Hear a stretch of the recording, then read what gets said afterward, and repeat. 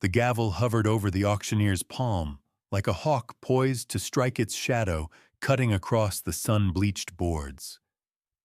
Heat rolled up from the dirt street in shimmering waves and made the faces in the crowd look warped, as if the whole town had been bent out of shape by the afternoon. A little girl stood on the block and didn't move.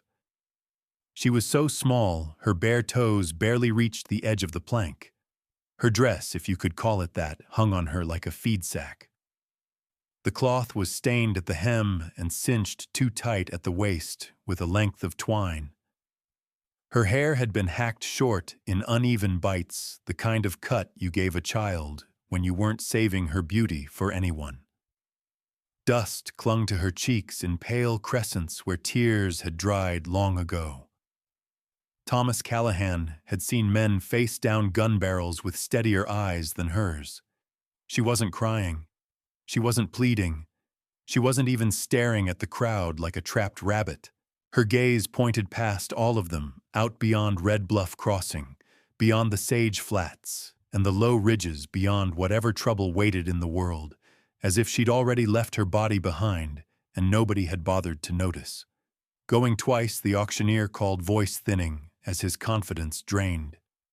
Any Christian soul in this town got 10 cents for the child, 10 cents now. Someone snorted. A woman with sun-reddened cheeks and hard hands folded over her basket muttered loud enough for the first row to hear, waste of flour, that one. A man in a sweat-stained hat shifted his tobacco plug from one cheek to the other. She ain't right. Look at her. Like she don't know you're there. The county agent, a narrow-faced man in a collar that looked too clean for his own good, cleared his throat. She is physically sound, he said, as if he were selling a mule. Refuses to speak. Refuses to cooperate. The institution has done what it can. Done what it can, another rancher echoed, amused. That means she bites and hollers and won't do what she's told. The little girl did neither. She stood with her hands folded in her lap, fingers pressed white together, like she was holding something in that silence, and was afraid if she opened her palm, it would spill out. Thomas hadn't meant to be there. He'd come into Red Bluff Crossing for fence staples, 2 sacks of oats, and to look over a contract for a spring cattle drive. He'd told himself he would be in and out, no talking, no lingering, no trouble. He had learned after the war, and after the fever took what the war had spared, that trouble wasn't always a thing you went hunting. Sometimes it found you. He'd heard the auctioneer's voice while he was tying down supplies in front of the general store. The cadence of it made his skin crawl, too practiced, too cheerful, the same music used to sell hogs and horses. He'd turned his head, meaning only to see what nonsense the town was entertaining itself with, and he'd seen the child on the platform. The sight hit him like a fist to the ribs. For a moment, the noise of the square faded. He tasted copper, as if he'd bitten down hard on an old memory. A funeral dress, a small white bundle, the helpless weight of loss in his arms. He told himself to turn away. He told himself it wasn't his business. He'd built his life on the idea that he could keep his hands clean by keeping them to himself. But his boots moved without asking him. Now he stood at the edge of the crowd, tall and broad, in a dust-colored coat, sweat darkening the collar, his hat brim pulled low. Folks noticed him. They always noticed. Not because he was loud, Thomas Callahan wasn't loud, but because he carried a stillness that made other men uneasy, like a storm bank sitting on the horizon. Going 3-31, the gavel began its descent. The girl didn't blink. Thomas felt something inside him rise up, anger, disgust, or maybe the oldest kind of fear. Not fear for himself. Fear of what the world did to the weak when no one stepped between. Hold. The word came out rough like it had been scraped against his throat. Heads turned. The auctioneer froze, mid-swing, gavel suspended like an arrested blow. Mr. Callahan, the auctioneer said, startled recognition flickering. Didn't see you there. I'm here now. Thomas pushed through the crowd. People made room without knowing why. He stopped at the foot of the platform and looked up at the child. Up close, she was worse than he'd thought. The hollows under her cheekbones were too deep for a toddler. Her wrists were thin as willow switches. There were faint marks on her arms, old bruises in the last stage of healing, yellowing like dead leaves. He felt his jaw tighten until his teeth ached. How much, he asked. The auctioneer's face brightened too quickly, as if he'd been handed a gift. Well, now, Mr. Callahan, we can start reasonable. She's a how much? The county agent stepped forward, smelling of paper and soap. A placement fee is required, he said, voice firm the way men got when they thought the law made them righteous. $5, given the burden she's been. A ripple went through the crowd. $5 was more than some folks spent in a month on salt and coffee. Someone muttered, not worth 5 cents. Thomas didn't even look at them.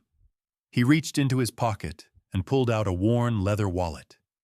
His fingers moved with the same calm precision they used to load cartridges. He counted out 5 silver dollars and held them up where the sun could catch their edges. Done. The auctioneer practically snatched the coins, greedy hope making his hands clumsy. Sold, he crowed, relief and triumph tangled together. Sold to Mr. Thomas Callahan for $5. A fine charitable act, sir. It ain't charity, Thomas said. His eyes were still on the child. The county agent produced papers from a satchel, the ink already dry, like he'd expected this outcome all along. Sign here, he said briskly, acknowledging receipt and responsibility.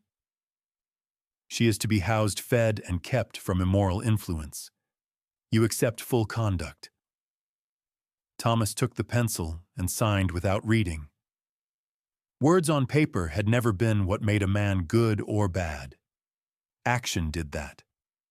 The papers were just a way for other men to pretend their hands stayed clean. What's her name? The auctioneer asked the agent for show more than curiosity. Wren Morrison, the agent said, consulting the ledger. Mother deceased. Father unknown or unwilling. Mixed blood. He said it like a stain. Thomas heard the word and felt another tightening in his chest. It explained a few things, the way the crowd's cruelty sharpened, the way their interest drained away like spilled water. Folks in places like Red Bluff Crossing could stomach a starving white orphan easier than a child who didn't fit neatly into their stories. Thomas climbed the 2 steps to the platform. He stopped a few feet from the girl and crouched, lowering himself so he wasn't towering over her. Her eyes didn't move to his face. They stayed fixed on the far distance. Wren, he said softly. The name came out strange on his tongue, too gentle for a man who spent most days speaking to cattle. I'm Thomas. No response. He didn't touch her right away. He watched her breathe. It was shallow, careful, like each inhale had to be measured for safety. He recognized it. He'd seen it in horses that had been beaten breathing too light, so the world wouldn't notice them. I'm going to pick you up, he said, giving her the courtesy of warning. I'm taking you out of here. I won't hurt you. The crowd had begun to disperse, the entertainment finished. Boots scuffed dirt. Someone laughed. A baby cried. The smell of sweat and manure and sun-baked pine boards hung in the air like a bad confession. Thomas slid his hands under the child's arms and lifted. She was so light it shocked him, a bundle of bone and heat. She went rigid in his grasp, not fighting, not clinging, just locked like a door that had been bolted from the inside. He carried her down from the platform. The auctioneer was already pocketing the coins. The county agent was rolling up papers, satisfied. No one said goodbye to the child. No one wished her luck. Thomas walked through the square with her in his arms. She stared past his shoulder eyes, unblinking. Her body trembled with a fine, constant vibration, like a wire stretched too tight. At his wagon, he'd cleared a space among the sacks and laid down an old bedroll. He set her there gently, keeping his movements slow. He placed a canteen within her reach. "If you're thirsty, you can drink," he told her. "It's clean." She didn't look at it. He climbed up to the driver's seat, gathered the reins, and clicked his tongue. The horses started forward, wheels creaking iron rims, biting the dust. Red Bluff Crossing slid behind them, the noise of the square fading into the dry wind. For a while, Thomas kept his eyes on the road. The prairie stretched out in wide, indifferent beauty, sagebrush and sun-distant ridgelines turning blue at the edges. The kind of land that made a man feel small and honest, whether he wanted to or not. He told himself again that he didn't have a plan. He told himself he'd done the only decent thing a man could do. But as the town disappeared and the empty miles opened up ahead, he felt the weight of the child in the back of his wagon like a stone in his chest. He'd bought her with $5 silver like a piece of property. Now she rode with him in silence, and he understood with sudden clarity that the paper and the money were the easy part. The hard part was going to be getting her to believe she belonged anywhere at all. He risked a glance back. Wren sat exactly where he'd placed her hands, folded gaze fixed on nothing. The canteen lay untouched beside her. The wind tugged at the ragged hem of her dress. For a moment, the late sun caught the side of her face, and he saw the faint outline of a bruise under her jaw. Thomas's throat tightened. He faced forward again and drove on the road leading toward Ironwood Creek and the quiet, lonely house that had been built to hold one man's solitude, never a child's survival. The horse's hooves beat a steady rhythm in the dust, and behind him the little girl did not make a sound. Ironwood Creek ran low in late summer, a thin ribbon of water slipping over stones the color of old bones. Cottonwoods leaned over the banks with leaves already dusted pale, as if the season couldn't decide whether to hold on or let go. Beyond the creek, the land opened into sage flats and rolling rises, where the grass grew tough and yellow, the kind that could keep cattle alive through a hard year if a man managed it right. Thomas Callahan drove the wagon up the rutted track toward the ranch house, and felt for the first time in a long while the unease of bringing something fragile into a place built for endurance. The house sat back from the creek on higher ground timber and stone plane lines and practical windows. It wasn't small, but it wasn't welcoming either. Thomas hadn't asked it to be. He'd built it after the war and after the fever, when he'd learned how quiet could harden into a habit. A man could live with ghosts if he didn't give them too much room to move. The front door opened before he'd fully stopped the team. Maggie Doyle stood in the doorway with her apron on and her gray-streaked hair pinned tight. She was broad-shouldered, sturdy as a fence post, and her eyes were sharp enough to slice through excuses. The only softness in her was reserved for things that had earned it.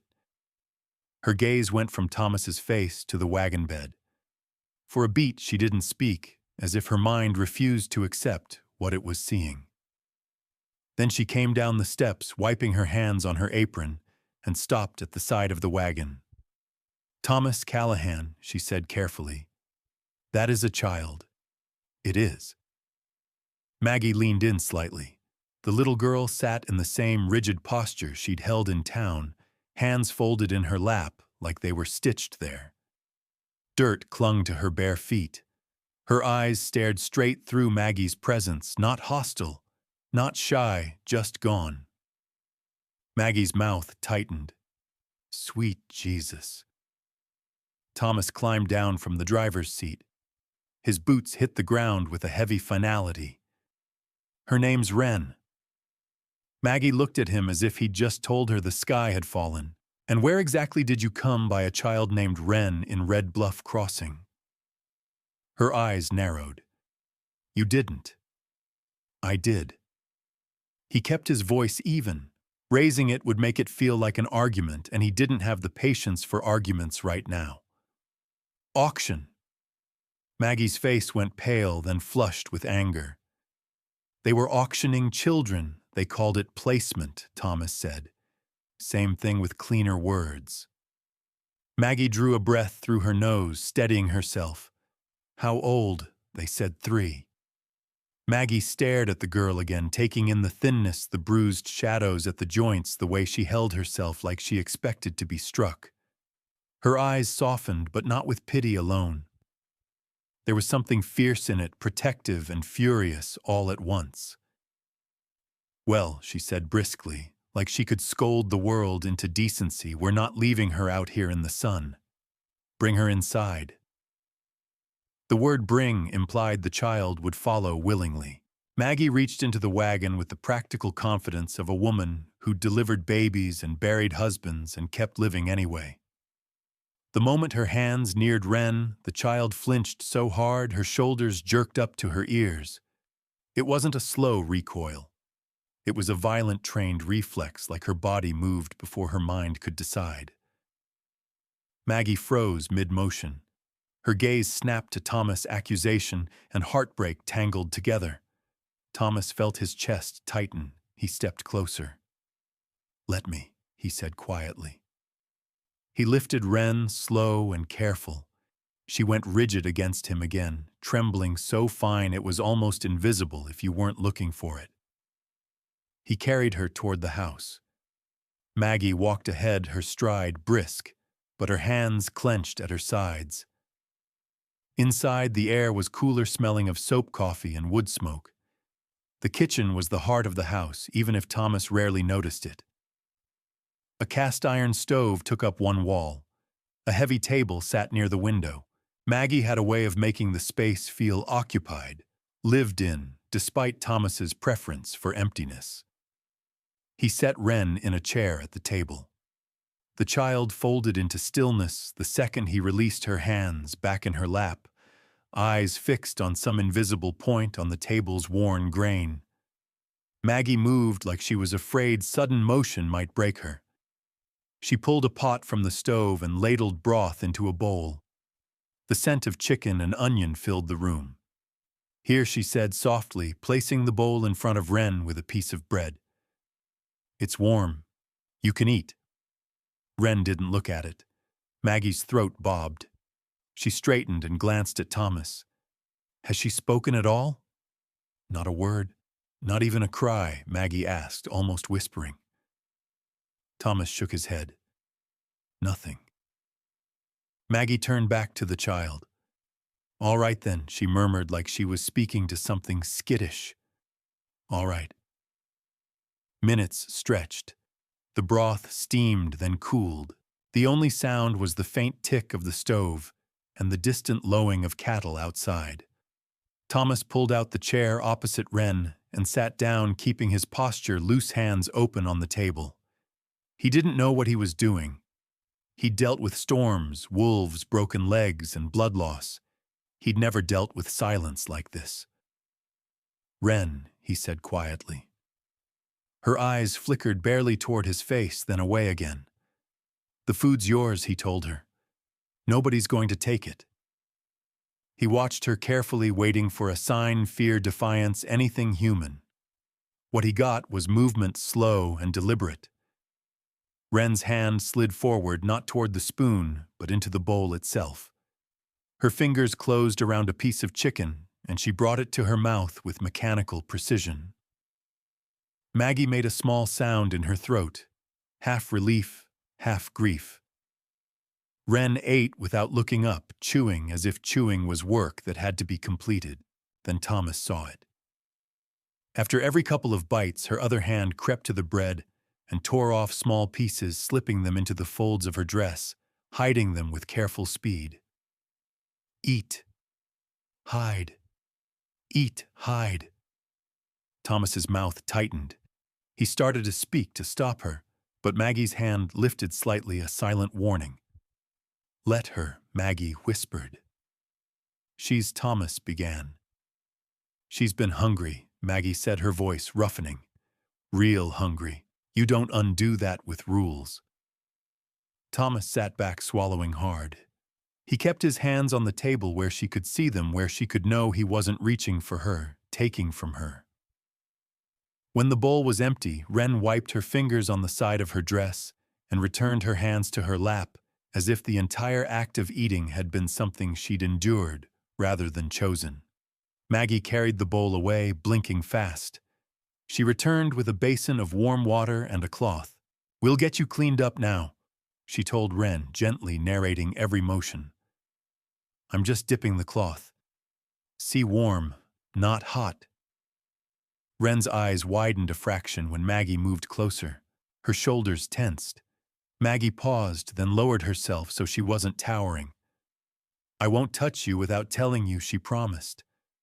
"I'm going to wash your hands first. Just your hands." She reached slowly, giving Wren time to pull away. The child didn't move, but her breathing sped up, shallow and fast. Maggie took her hand as though it might shatter. When the cloth touched Wren's skin, the child flinched again, smaller this time, but sharp. Maggie didn't let go. She didn't grip tighter either. She simply held steady and gentle and kept speaking in a calm, low voice until Wren's breath slowed by the smallest degree. As the dirt came away, bruises revealed themselves, faded yellow marks along the forearm. A darker shadow near the wrist, shaped like fingers, had once closed too hard. More along the calf, when Maggie wiped the dust from her legs. Thomas watched something hot and ugly rising in his chest. He hadn't known what he'd find when he bought the child.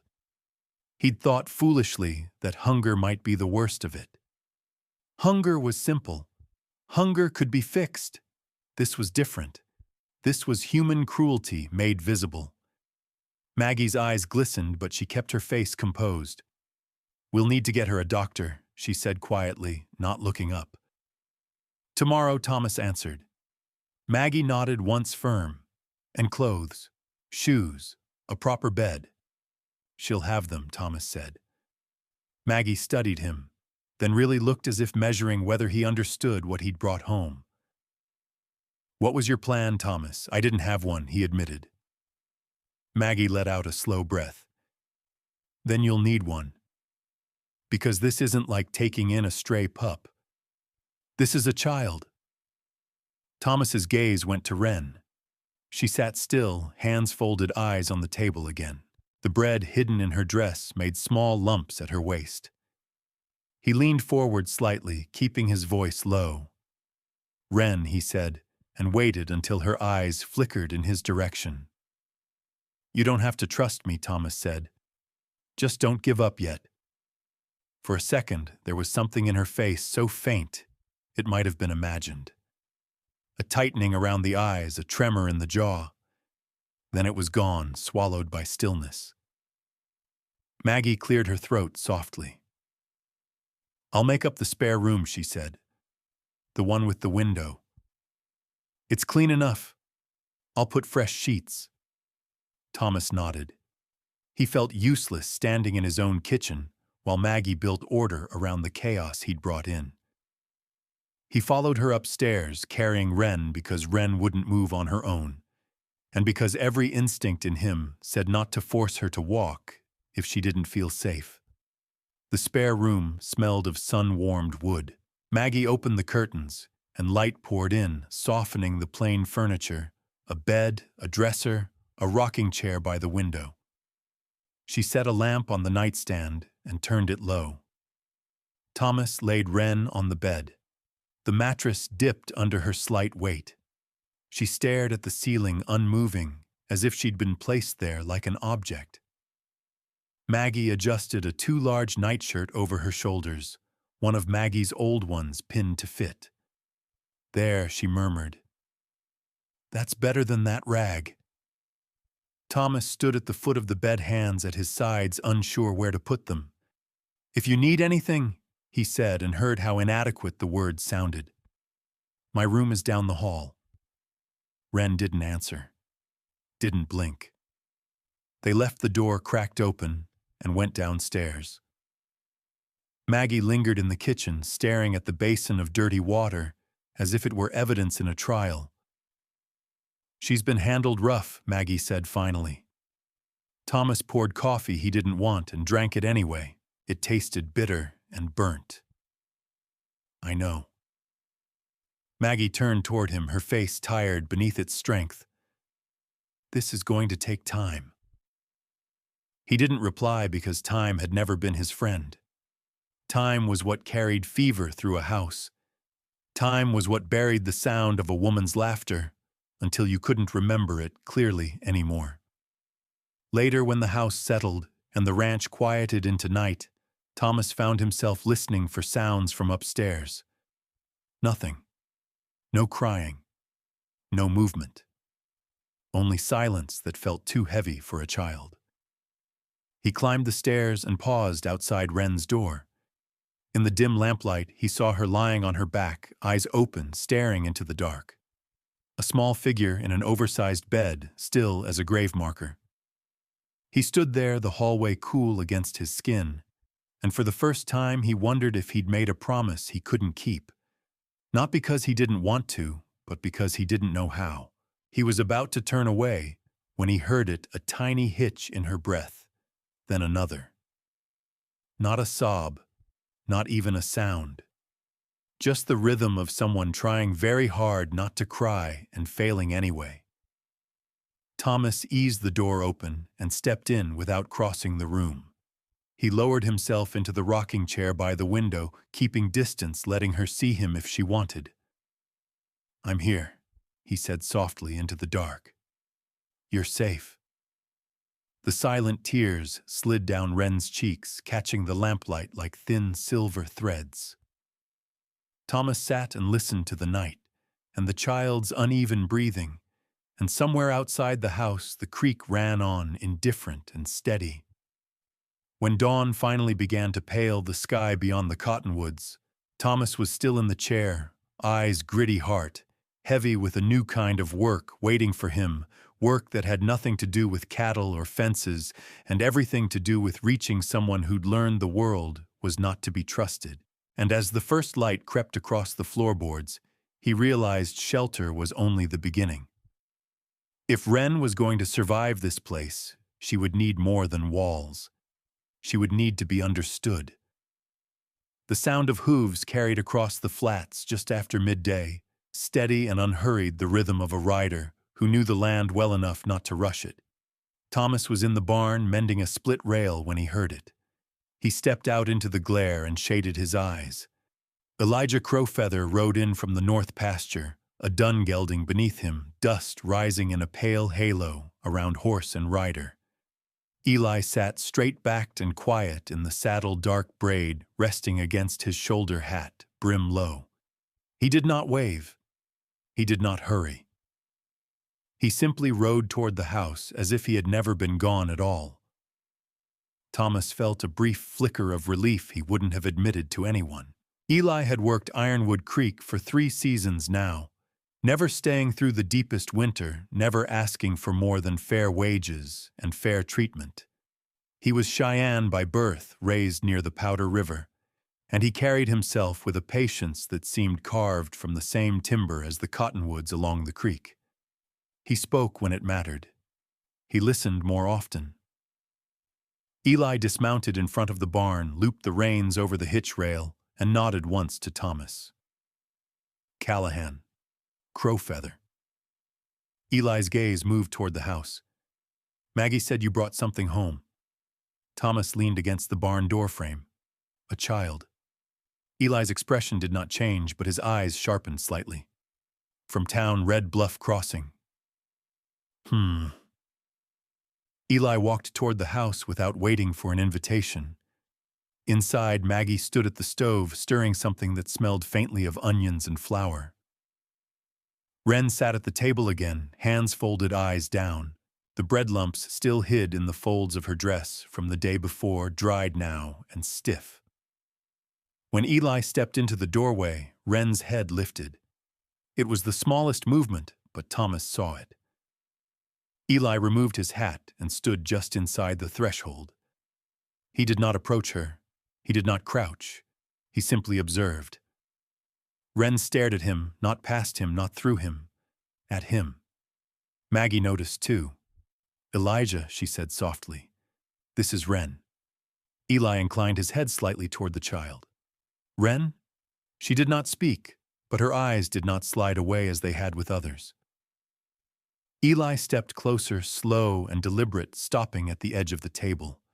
He crouched, bringing himself to her level without crowding her space. He studied her face, then the hem of her dress. His fingers hovered near the fabric, but did not touch.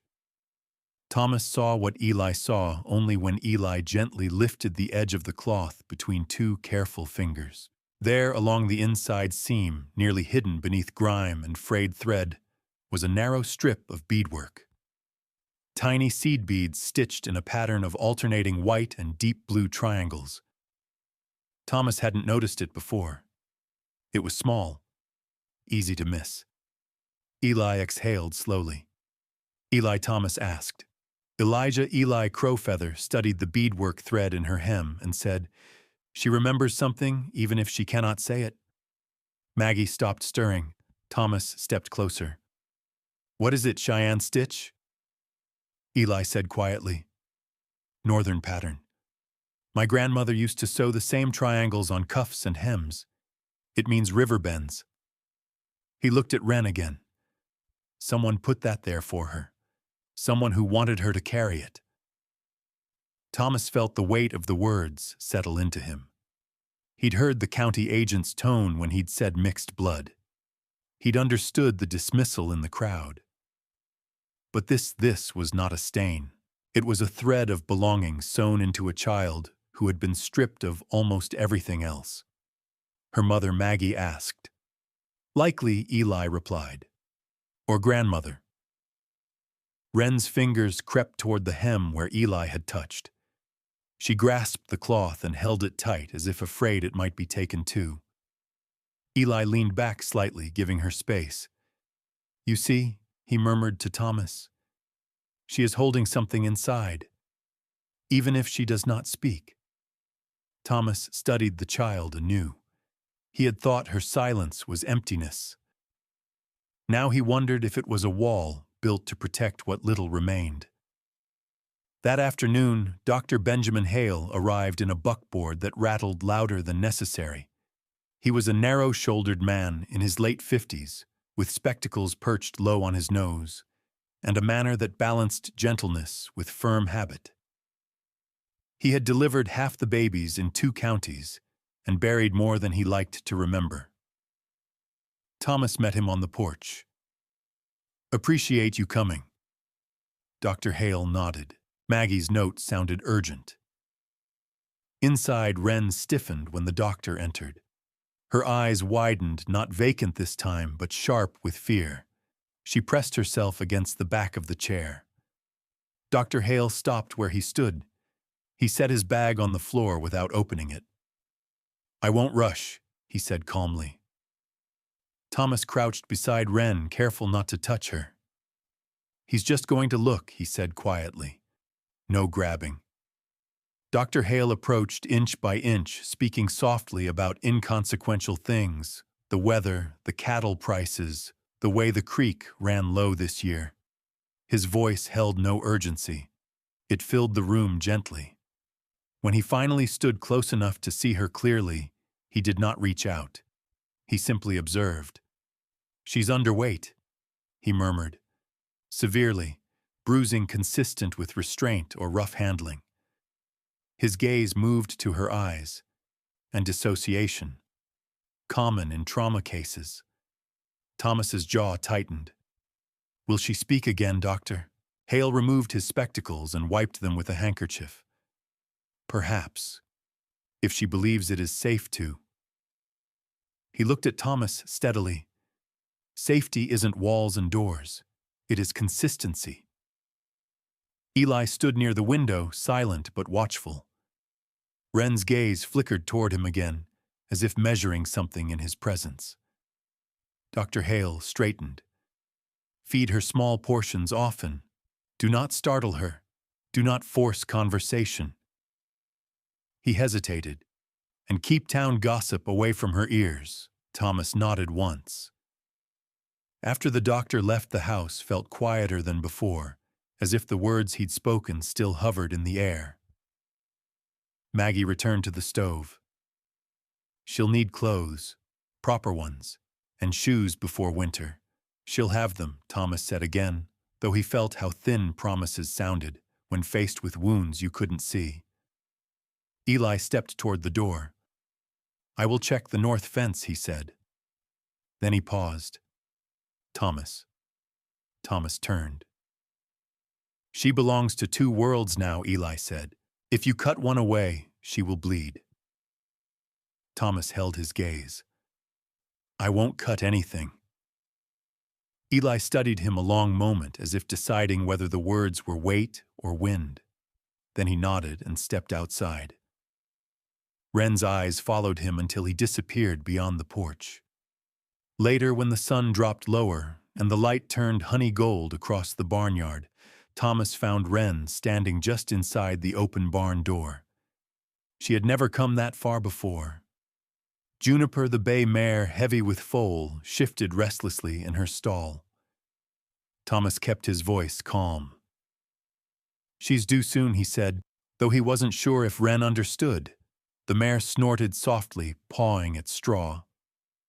Wren did not retreat. She stood watching her small hands gripping the doorframe. Thomas noticed something new in her gaze. It was not fear. It was focus. He spoke to the mare in the low, steady tone he used with nervous horses. Easy, girl. We'll get through it. Wren stepped 1 inch closer. The barn smelled of hay and animal warmth. Dust motes drifted in the light beams cutting through gaps in the boards. Juniper shifted again, and Thomas felt the shift in the air, the subtle tension before new life pushes into the world. He glanced at Wren. Her fingers still clutched the bead-stitched hem of her dress. She was not empty. She was holding. Thomas felt the first real stir of understanding settle into him, not pity, not rescue, but responsibility. This child carried something older than the cruelty she had endured, something that could survive if tended carefully. Juniper let out a low, uneasy sound. Thomas moved toward the stall. Wren did not leave, and for the first time since he had lifted her from the auction block, Thomas felt something other than helplessness rising inside him. He felt hope beginning to test its footing. Outside, the wind shifted, carrying the faint scent of approaching change. Juniper's labor began just after dusk. The sky over Ironwood Creek burned copper at the edges, the sun sinking low enough to turn the barn walls amber. Thomas had known it was coming. The mare had been restless all afternoon, pacing her stall sides, tightening and releasing in uneasy rhythm. Still, when the first real contraction hit, and she let out a sharp, guttural sound, something in his chest tightened in answer. He moved quickly, but not hurriedly, laying fresh straw, checking water, speaking in the low, steady tone he used with animals on the edge of panic. Easy, girl, he murmured, hand sliding down her neck. You know what to do. He sensed her before he saw her.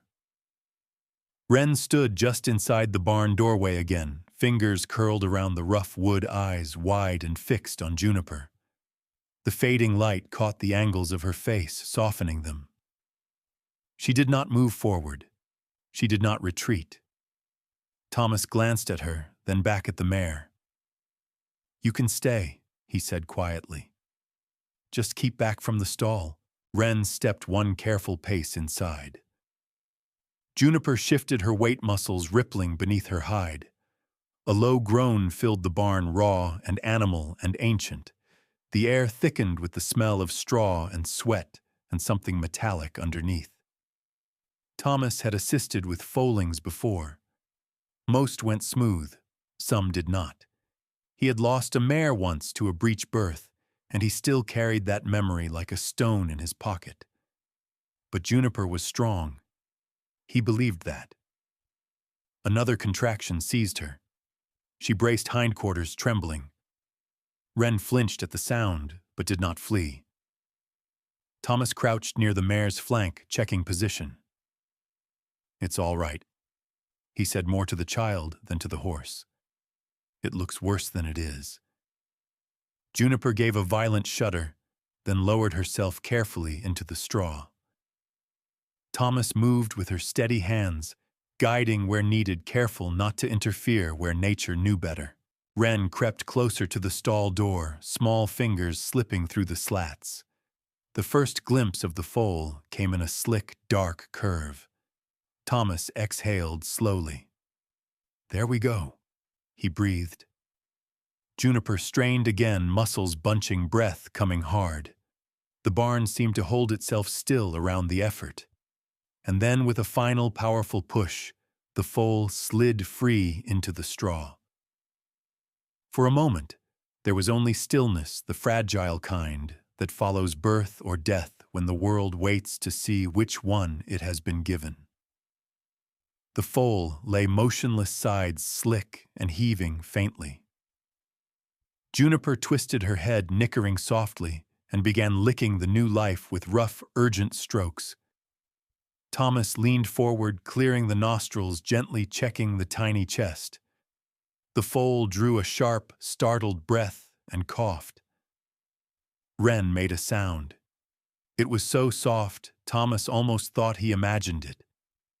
The foal's legs kicked weakly, folding and unfolding like damp paper. Juniper nudged him insistently. Thomas glanced back toward the stall door. Wren's eyes were no longer empty. They were enormous, luminous in the dim light. Wonder flooded them, raw and unguarded. Her lips parted slightly. When the foal struggled to its feet, Wren whispered, "Bright." The word hung in the barn like a fragile flame. Thomas froze. He turned slowly toward her. "Bright," he repeated carefully. Wren's throat moved. She swallowed, gaze still fixed on the foal, wobbling upright. "Bright," she breathed again, barely louder than wind through grass. Juniper nickered, proud and exhausted. The foal steadied, legs trembling but determined. Thomas felt something inside him shift, something heavy easing its grip. "That's a good name," he said quietly. "Bright." Wren's hand tightened on the wood of the stall. She did not smile, not fully, but the tension in her jaw loosened. The foal leaned into his mother instinct, guiding him toward milk. Juniper stood carefully, allowing him to nuzzle and search. Thomas stepped back, giving them space. He looked at Wren again. Her gaze flickered to him for the briefest instant. Not through him. At him. He did not move toward her. He did not reach. He simply nodded once, as if acknowledging a contract neither of them had spoken aloud. They remained in the barn until the light faded entirely, and the first cool breath of night slipped under the doors. Later, after Maggie had coaxed Wren to eat a little broth and bread, after she had been tucked into the oversized bed upstairs, Thomas returned to the barn alone. Bright lay curled against Juniper's side, already steadier, already stronger than he had been an hour before. Thomas leaned on the stall rail, listening to the slow, even breathing of mare and foal. He had not heard a child speak in this house in a long time. The memory of that small whisper replayed in his mind over and over. Bright. He rubbed his jaw with a rough hand and stepped out into the night. The sky stretched wide and clean above Ironwood Creek stars, sharp as cut glass. The air carried the faint sweetness of drying grass and distant water.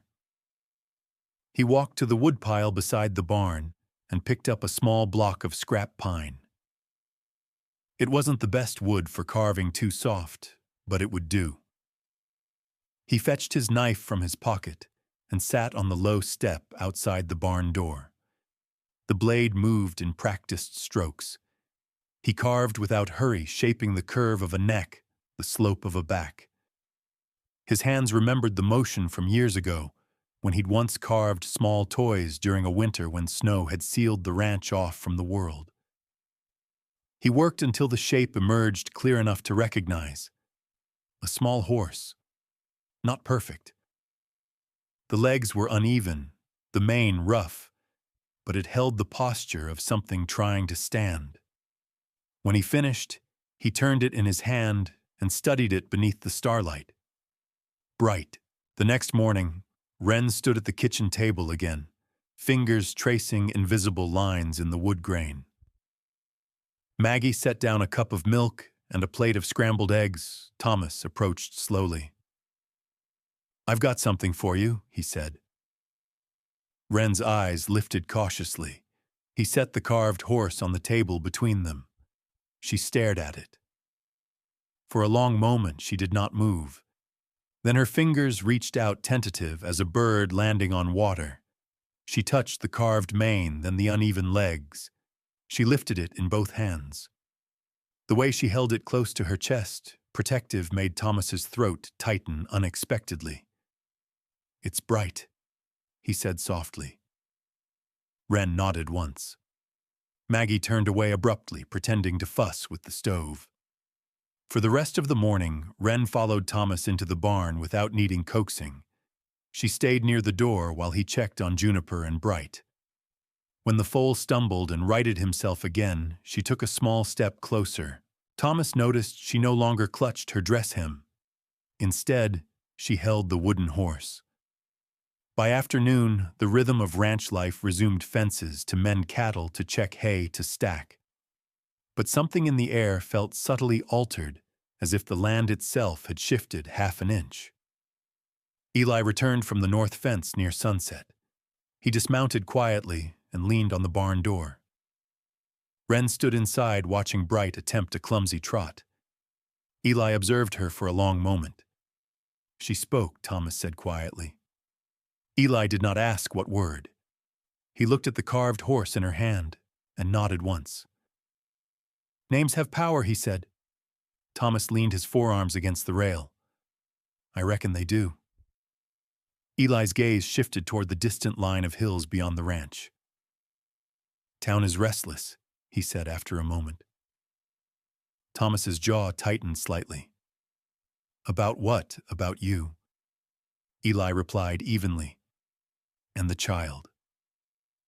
Thomas exhaled through his nose. He had known it would come. Red Bluff Crossing did not let unusual things pass without examination. A widower taking in a silent mixed-blood child was not the kind of story that stayed quiet. "Let them talk," Thomas said. Eli's expression remained calm, but there was warning in it. "They will do more than talk." Thomas watched Wren as she extended her small hand toward Bright's muzzle. The foal snorted softly and leaned into her touch. She did not flinch. The sight steadied him. "They can say what they want," he said. "She's staying." Eli did not argue, but as dusk gathered over Ironwood Creek and the barn shadows lengthened, the wind shifted again, carrying distant sounds from the direction of town, faint, indistinct, but present. Thomas stood in the doorway. Wren inside the barn with the newborn foal, the carved horse clutched firmly in her hand. Hope had taken its first fragile steps, and already he could feel the world watching. The first sign that the world had begun to close in came on a wind that smelled faintly of dust and town. Thomas was repairing a broken hinge on the south gate when he saw Sheriff Milton Graves riding up the long stretch of road that cut across the flats toward Ironwood Creek. The sheriff rode alone, hat pulled low, coat buttoned, despite the heat. He did not hurry his horse. Thomas wiped his hands on a rag and waited. Wren sat on an overturned bucket near the barn, Bright dozing in the shade behind her. The wooden horse rested in her lap, her fingers tracing its rough edges in slow, thoughtful patterns. She saw the rider, too. Her shoulders tightened. The sheriff dismounted near the porch and removed his hat with careful politeness. He was a broad man with a weathered face and eyes that rarely revealed what he was thinking. Afternoon Callahan, sheriff. Graves glanced toward the barn where Wren sat. His gaze lingered a fraction too long. Mind if we talk? Thomas nodded toward the porch. We can talk. They stepped a short distance away, though Thomas did not take his eyes fully off the barn. Graves cleared his throat. Word travels. It does. Town's got itself stirred up. Thomas leaned against the porch rail. About cattle prices. The sheriff gave him a dry look. About the girl. The wind shifted, carrying the faint scent of hay and warm earth. Thomas folded his arms loosely, though the muscles beneath the gesture were taut. Folks are talking, Graves continued. Some say it's admirable. Others ain't so charitable. Thomas said nothing. Graves hesitated, then added, a single man bringing home a child, especially one folks describe as damaged and mixed well. It makes tongues wag. Thomas's jaw tightened at the word. Let them wag, he said evenly. Graves studied him. It ain't just talk. Reverend Whitaker's raised concerns. About what? About propriety, structure, a child needing a proper Christian household, a mother. Thomas's gaze flicked back toward Wren. She was watching Bright attempt to stand taller on uncertain legs. Her small body leaned forward as if willing him stronger. She has a roof, Thomas said. She has food. Graves shifted his weight. That may not be enough for some. Silence stretched between them. Graves replaced his hat. I ain't here to accuse you of anything, Thomas. You've kept this ranch straight, paid your taxes, helped during the spring flood. But you know how town councils get when something don't fit tidy. I didn't bring her home to fit tidy, Thomas replied. The sheriff's gaze softened just slightly. Just be aware. Folks are watching. He mounted up and rode away without further warning.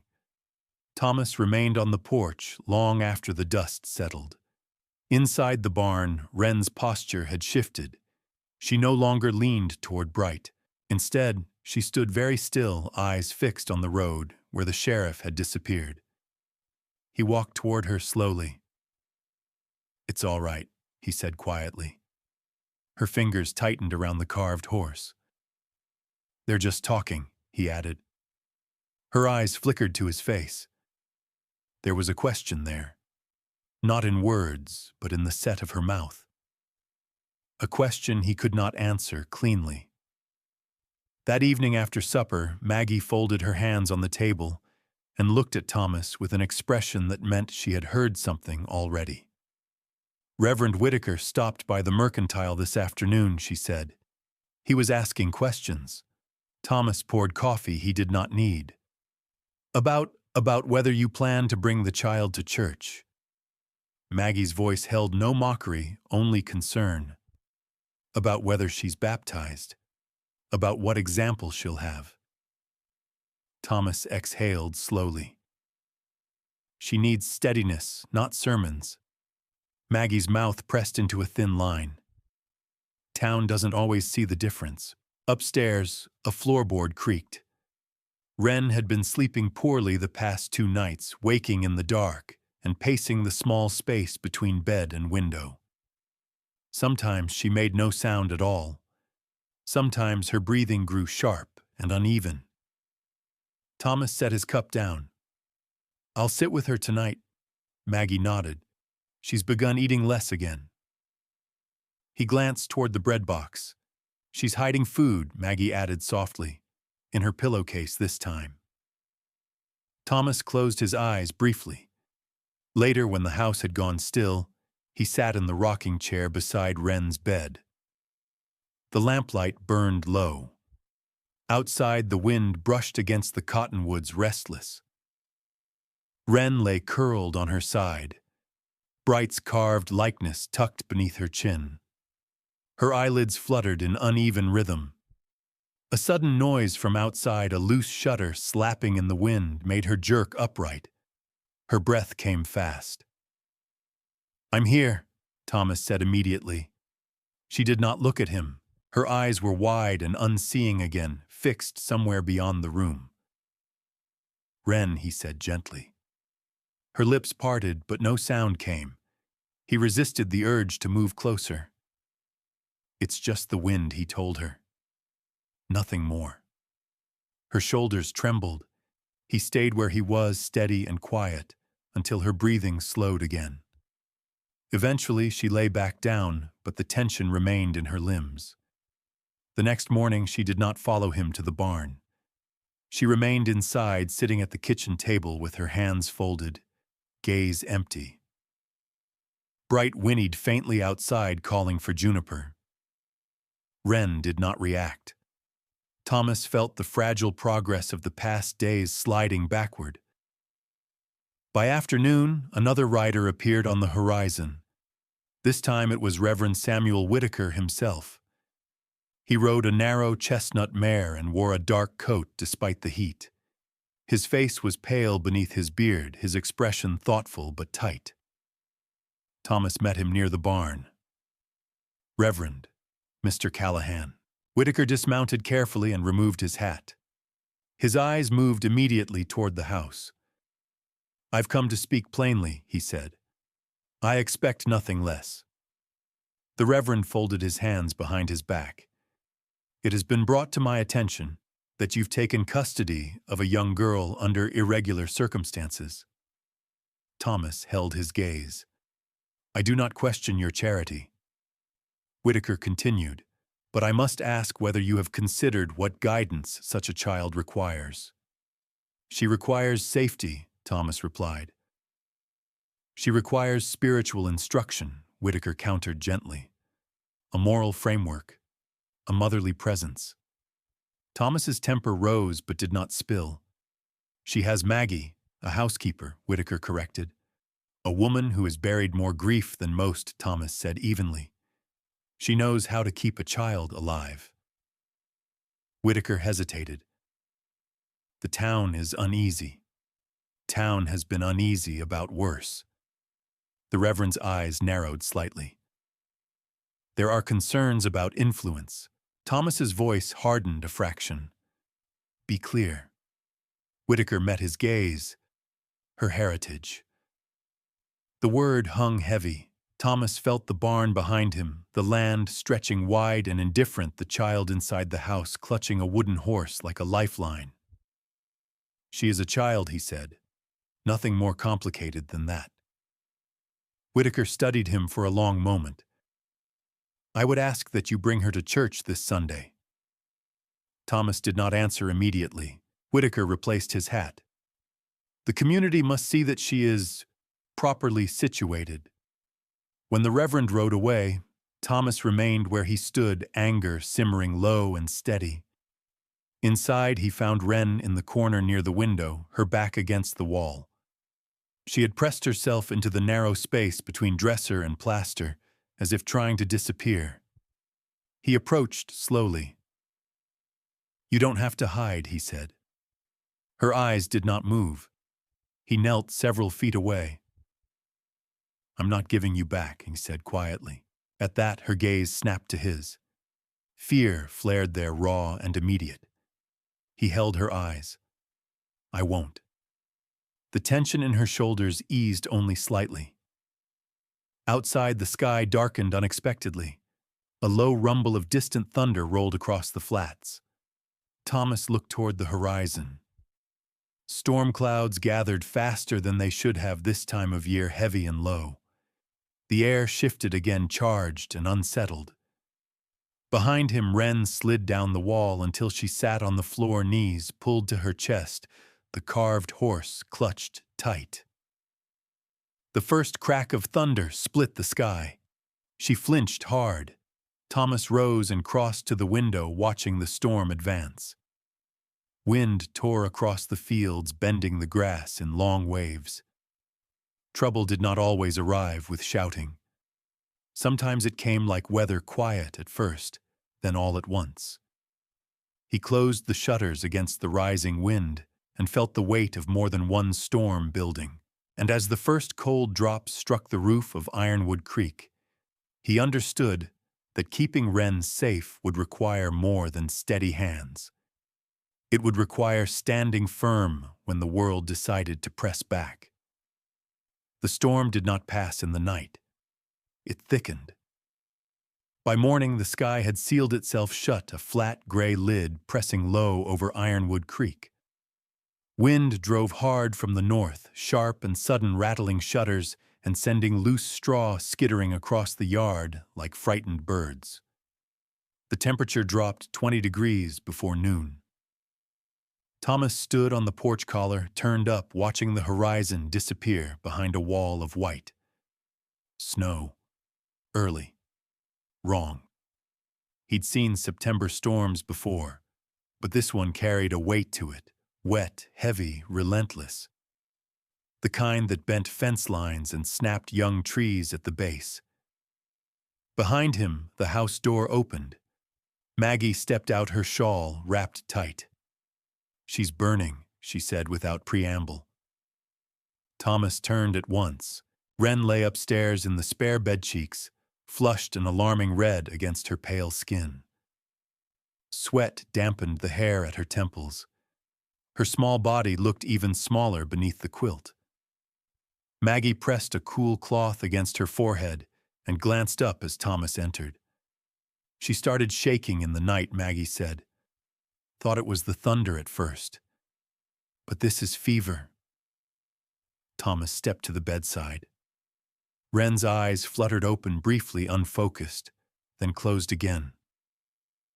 He laid the back of his hand against her brow. Heat radiated through him like a brand. Outside, wind slammed against the house, snow striking the windows in sideways sheets. "How high?" he asked. "High enough," Maggie replied. "Too high for comfort." Thomas swallowed. "Can Hale get through this?" Maggie looked toward the window. Snow had already drifted halfway up the lower panes. Not today. Another violent gust shook the frame. Thomas sat on the edge of the bed, careful not to jostle her. "Wren," he said quietly. Her breathing hitched. She turned her face toward the sound of his voice, but her eyes did not fully open. He felt the old fear begin its slow crawl up his spine, the one he'd buried under work and silence and distance. He saw another bed, another face burning with fever, another small body that had grown too still. "You will not take this one," Thomas whispered into the dark. Maggie heard him but did not comment. She rose to tend the stove downstairs, calling back instructions. "Keep her warm, but not too warm. We need to bring it down slow." Thomas fetched fresh water and changed the cloth himself. Wren's hands twitched against the quilt. Her fingers curled and uncurled, searching for something. He placed the carved horse gently into her palm. Her hand tightened around it reflexively. The storm intensified by afternoon. Snow piled against the barn doors. Thomas made 2 trips through waist-high drifts to check on Juniper and Bright. The mare shifted anxiously, but the foal stood steady, already stronger than the day before. Inside the barn, Eli Crowfeather stood near the stall hands, resting lightly on the rail. "You should not be out in this," Thomas said. Eli did not look at him. "The horses need checking." Thomas nodded once. They worked in silence until Eli spoke quietly. "She is ill." Thomas's jaw clenched. "Fever."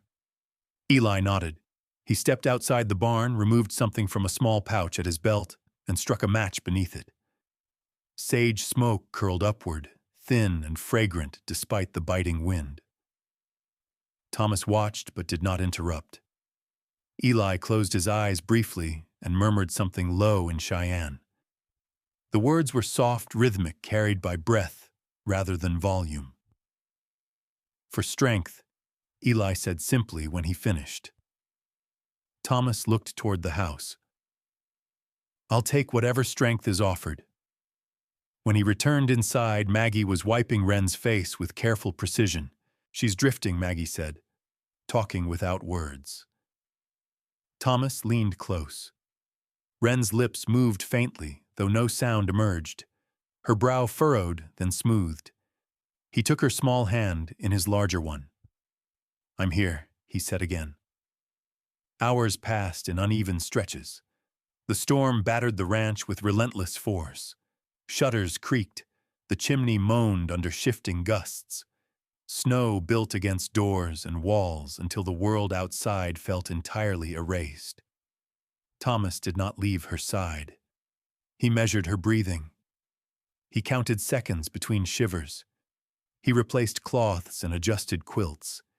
He whispered small reassurances not because he thought she heard, but because he needed the sound to fill the silence. Night came early under the heavy sky. Maggie lit additional lamps. Wren's fever peaked near midnight. Her small body convulsed once in a sharp tremor, and Thomas felt his heart slam violently against his ribs. "Easy," Maggie murmured, pressing her down gently. "Easy, little bird." Thomas felt the old helplessness threaten to swallow him whole. "I will not lose her," he said under his breath. Maggie met his eyes across the bed. "You don't get to decide that," she said quietly, not unkindly. "You only get to fight," so he fought.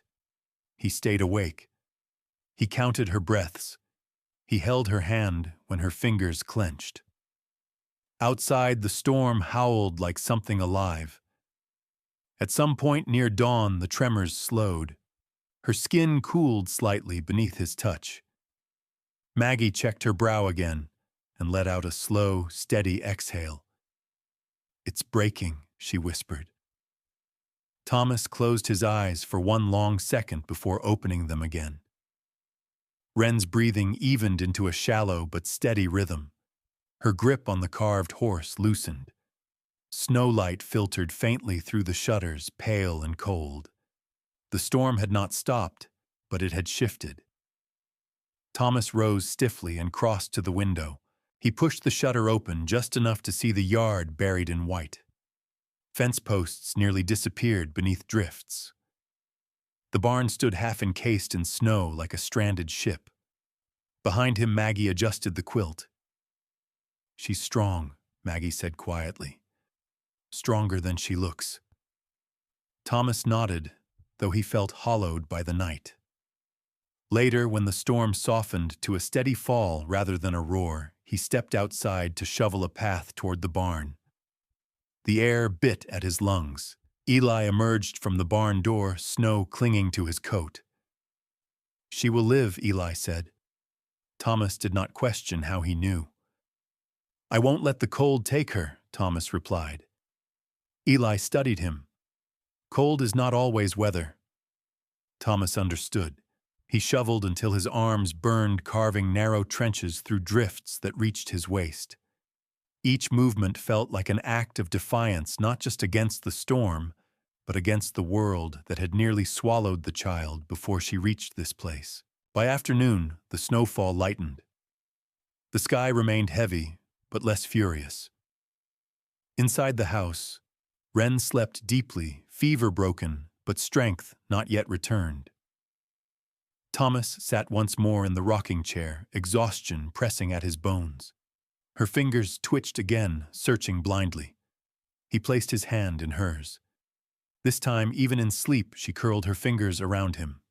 Not rigid, not trembling, holding. Thomas stared at that small hand, gripping his own, and felt something inside him settle into place. Fear had not vanished, but it had shifted. He understood now that keeping her safe would mean more than defending her from gossip or cold or storm. It would mean standing firm against whatever else the world sent through the door. Outside, snow lay thick and quiet across Ironwood Creek. The storm had tested the house. It had not broken it, and neither he resolved would anything else. The snow did not melt all at once. It lingered in the low places along Ironwood Creek, clinging to fence posts and shadowed hollows long after the sun returned. The storm had passed, but its mark remained a reminder of how quickly things could turn. Wren's fever broke clean by the third morning. She woke weak but clear-eyed, the deep flush gone from her cheeks. When Maggie helped her sit up, she swayed slightly, then steadied. Thomas stood in the doorway, arms folded, trying not to look as if he had spent 3 nights without sleep. Wren's gaze found him, not by accident. She studied him for a long moment, as if taking measure. Then she lifted the carved horse slightly in her hand, showing him she still held it. He nodded once in reply. Outside the yard lay heavy with thawing snow. Water dripped from the eaves in slow, persistent rhythms. Bright's thin whinny carried faintly from the barn. Life resuming. It was near midday when the wagon appeared. Thomas saw it from the pasture ridge while checking fence lines. A dark shape moving steadily along the narrow road from Red Bluff Crossing. Not a supply wagon. Too tidy. Too upright. He knew before he saw the figure seated beside the driver. By the time the wagon rolled into the yard, Thomas was already walking back toward the house. Miss Prudence Halloway stepped down first. She wore a dark traveling coat buttoned to the throat despite the lingering dampness in the air. Her gloves were immaculate, her posture stiff enough to cut the wind in half. She carried a leather ledger tucked beneath one arm. The driver, a young clerk Thomas did not recognize, remained silent and near the reins. Thomas removed his hat. Miss Halloway, Mr. Callahan. Her eyes swept past him, immediately assessing the house, the barn, the yard with a calculating stillness. I trust the child is present. She's inside. Good. She did not wait for invitation. She stepped toward the porch, as if authority were a cloak she had earned the right to wear. Maggie met her at the door, apron still dusted in flour. Can I help you? Maggie asked evenly. Miss Halloway inclined her head slightly. I am here on behalf of the Territorial Child Welfare Board. A routine inspection. Thomas felt the word routine grind against his teeth. Routine, he repeated. Yes. When a child is placed through informal channels, it is necessary to verify that the arrangement is suitable. Maggie's jaw tightened, but she stepped aside. Inside, Wren sat at the table, feet not quite touching the floor. The carved horse rested beside her plate. When Miss Halloway entered the room, Wren's body reacted before her mind did. She went rigid. Her fingers closed around the wooden horse so tightly the knuckles blanched. Miss Halloway paused mid-step. Is she always so unresponsive? She asked briskly. She's recovering from illness, Maggie replied. Miss Halloway approached, heels tapping sharply against the wood floor. She crouched, not gently but efficiently, lowering herself to eye level. Wren's breath quickened. Miss Halloway studied her face, then reached out as if to tilt her chin upward. Thomas stepped forward instinctively. Do not touch her, he said, his voice flat but firm. Miss Halloway straightened slowly. I must assess her condition, she said coolly. You can assess without grabbing.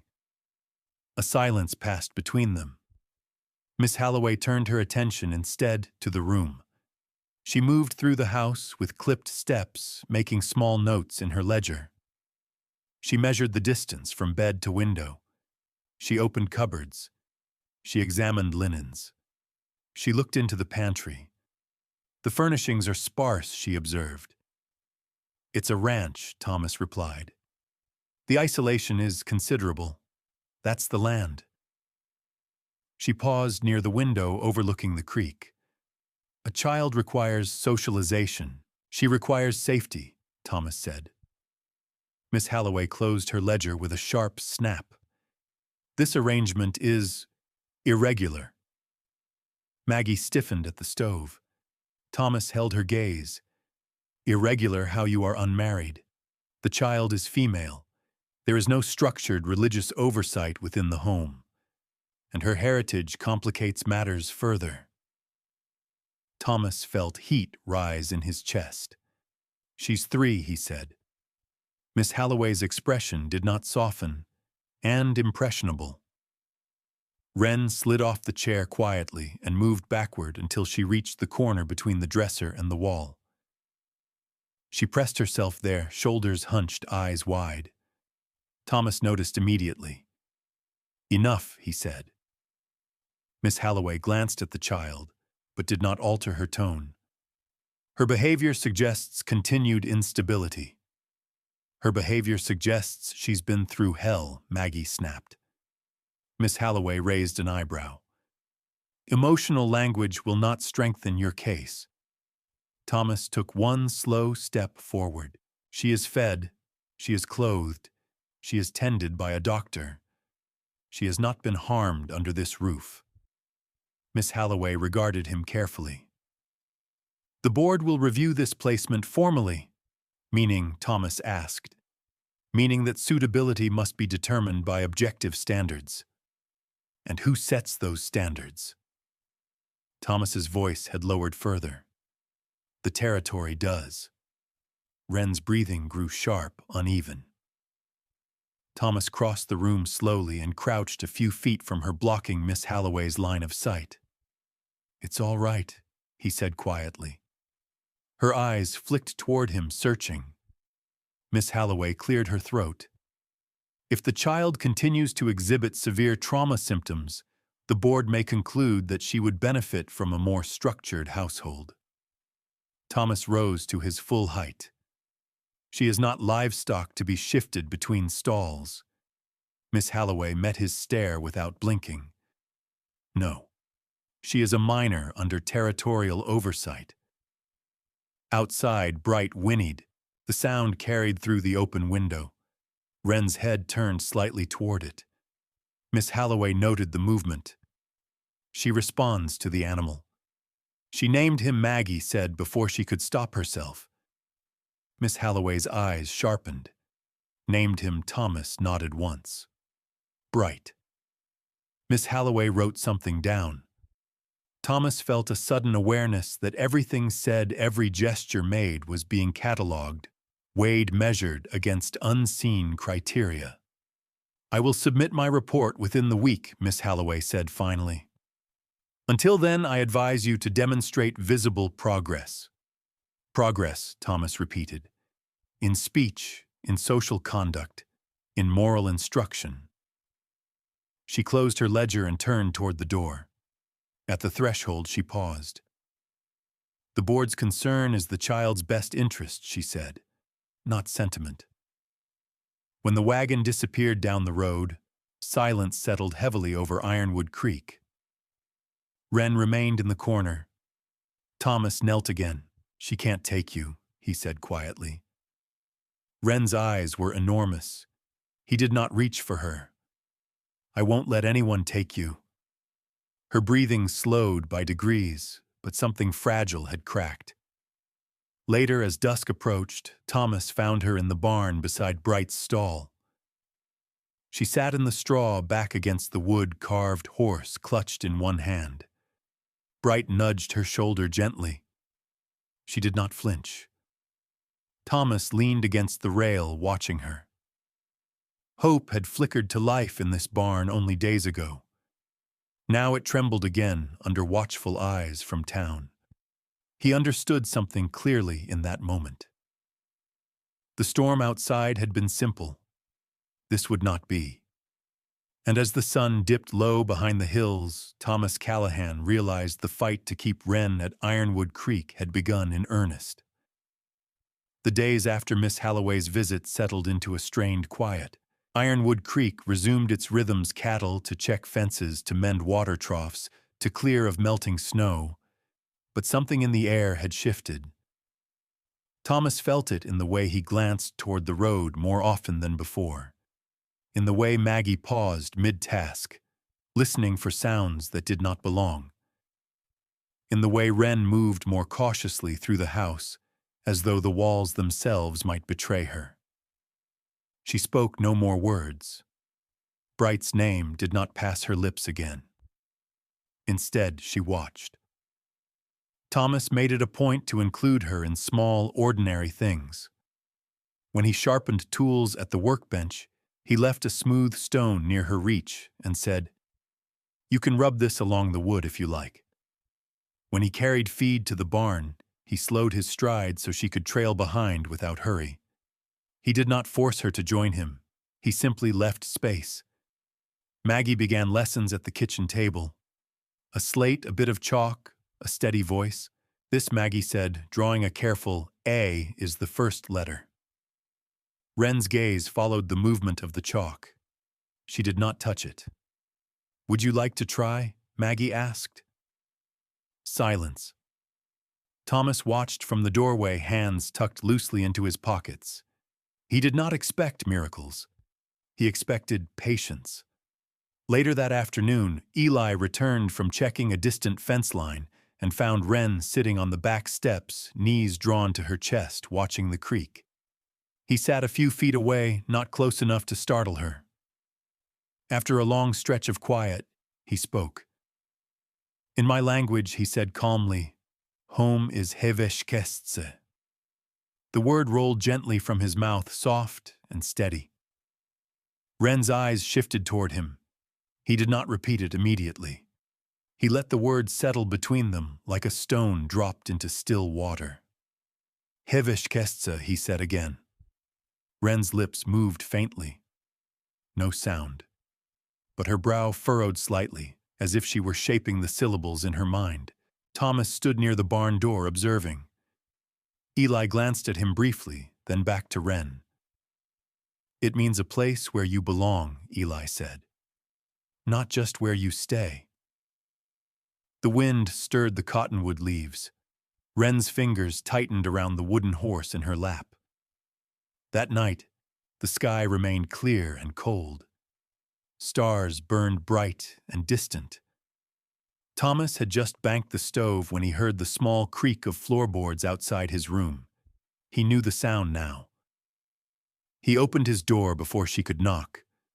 Wren stood in the dim hallway, nightshirt hanging loose around her thin frame, carved horse clutched tight. Her eyes shone wet in the lamplight. "Bad dreams?" he asked softly. She nodded once. He stepped aside. "Come in." She hesitated only a second before crossing the threshold. Thomas sat on the edge of his bed and patted the space beside him. Wren climbed up, small and careful, and sat stiffly at first, as if unsure whether she was allowed to rest against him. He did not move toward her. After a long moment, she leaned barely into his side. He felt the contact like a spark. "You're safe," he murmured. Her breathing trembled. He did not ask what she had seen in her sleep. He did not ask what memory had reached up and pulled her back into fear. He simply stayed.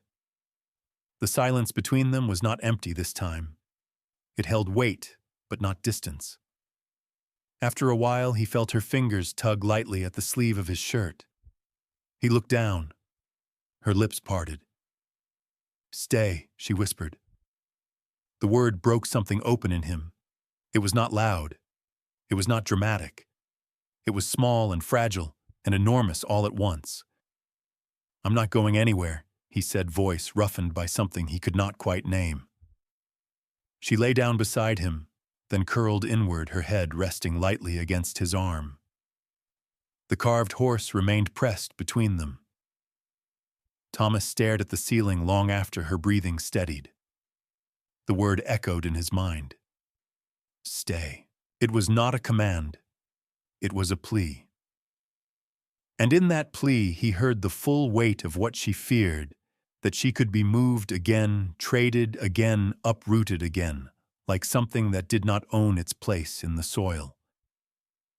He tightened his arm around her just enough that she could feel it. The next morning, Wren followed him to the barn without hesitation. Bright greeted her with a soft nicker, stretching his narrow neck toward her hand. She touched him carefully, palm open. Thomas watched the interaction closely. When Bright stumbled slightly and regained balance, Wren made a faint sound in her throat, not quite a laugh, but close. Progress was measured in inches now. He would take inches. Later that day, Maggie handed Wren a small slate again. "Show me the first letter," Maggie said gently. Wren held the chalk awkwardly at first. Her fingers were small and uncertain. She stared at the blank surface for a long moment. Thomas stood near the window, pretending not to watch. Finally, slowly, carefully, Wren drew a crooked line. Then another. The shape was uneven, but it resembled an A. Maggie smiled softly. "That's right." Wren glanced toward Thomas. He nodded once, offering no more than acknowledgement. Outside, the sound of a distant rider reached them faintly. Thomas stiffened slightly. He stepped onto the porch and looked toward the road. Nothing yet, only a speck far beyond the rise. But he understood now that they would not be left alone to build quietly. Inside, Wren returned to tracing the letter. She whispered something so soft Maggie almost missed it. "Have." She tried. Maggie looked toward Eli, who stood in the yard. He met Thomas's eyes. The child was reaching. The world, meanwhile, was preparing to pull. Thomas returned inside and sat across from her at the table. "You can take your time," he said. Wren's eyes lifted. There was fear there still, but beneath it something else had begun to root itself. Trust. He understood then that love had already crossed the line he had tried to hold. He was no longer protecting a responsibility. He was protecting his daughter. And if the world meant to test that bond, it would find him standing. Outside, the rider crested the distant hill, still too far to make out. Thomas watched the horizon for a long moment before turning back to the table where a small girl with chalk-dusted fingers practiced forming the first letter of a life she was slowly learning to claim. The rider Thomas had spotted on the horizon the afternoon before did not come to the ranch. Instead, the message arrived by post.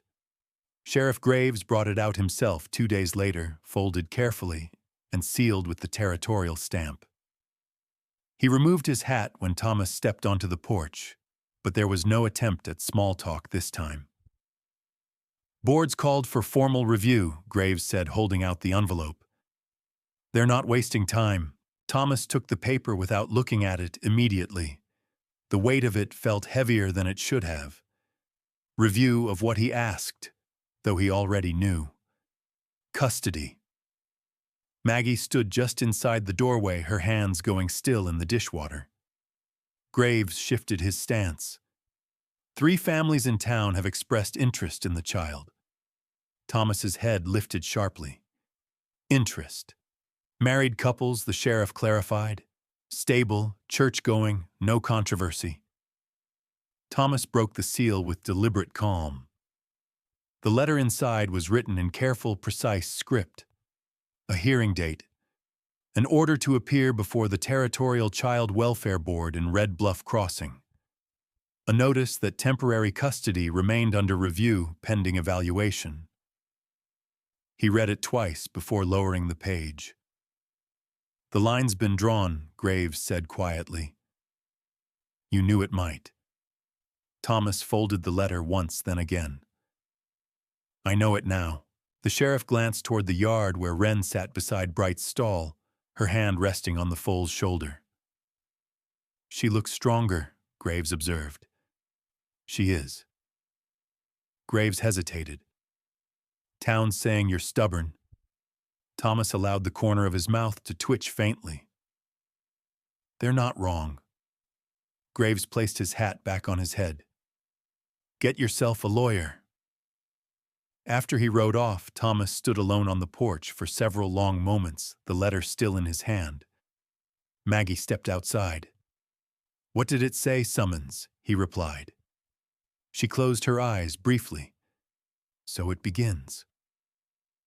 Wren noticed the shift in atmosphere before anyone spoke to her. Children sensed tension like animals sensed weather. When Thomas approached the barn, she looked up, studying his face carefully. He crouched in front of her. "We have to go into town soon," he said gently. Her body stiffened almost imperceptibly.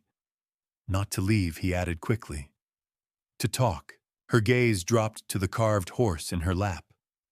"They think she belongs in a proper home," Thomas said later that evening, standing at the edge of the creek with Eli. "This is a proper home." Eli watched the water slip around stones, steady and patient. "Proper means something different to men who write rules," Eli said. "She has food, shelter, care." "She also has you," Eli replied. Thomas glanced at him. Eli's expression was calm but direct. "They do not trust what they do not understand." Thomas folded his arms. "What don't they understand? That a man can choose a child without selfishness." Eli paused. "That a child can belong between two worlds without tearing in half." Thomas stared at the horizon. "3 families," he muttered. "Yes."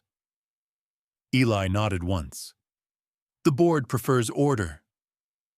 Thomas's jaw tightened. Inside the house, Maggie spread the letter across the kitchen table. "We need representation," she said firmly. "Henry Walsh has handled land disputes before. He understands territorial law." Thomas nodded. "Bring documentation," Maggie continued. "Doctor's statement, my records of her meals, her sleep, her progress." Thomas looked toward the stairway. Wren stood halfway down, silent and watchful. He walked toward her slowly. "You don't have to be afraid," he said. Her breathing quickened. He held out his hand. She hesitated only a second before placing her small fingers in his. He led her back outside to the barn. Bright greeted her with a soft nicker. Wren's shoulders eased slightly. Thomas leaned against the stall rail and watched her stroke the foal's neck. "She's begun speaking again," Maggie said later that night quietly, as she placed a folded blanket on the bed. "Small words." Thomas nodded. "She cannot lose that progress," Maggie added. He understood. The next morning, Thomas rode into town to see Henry Walsh. The lawyer's office smelled of ink and dust.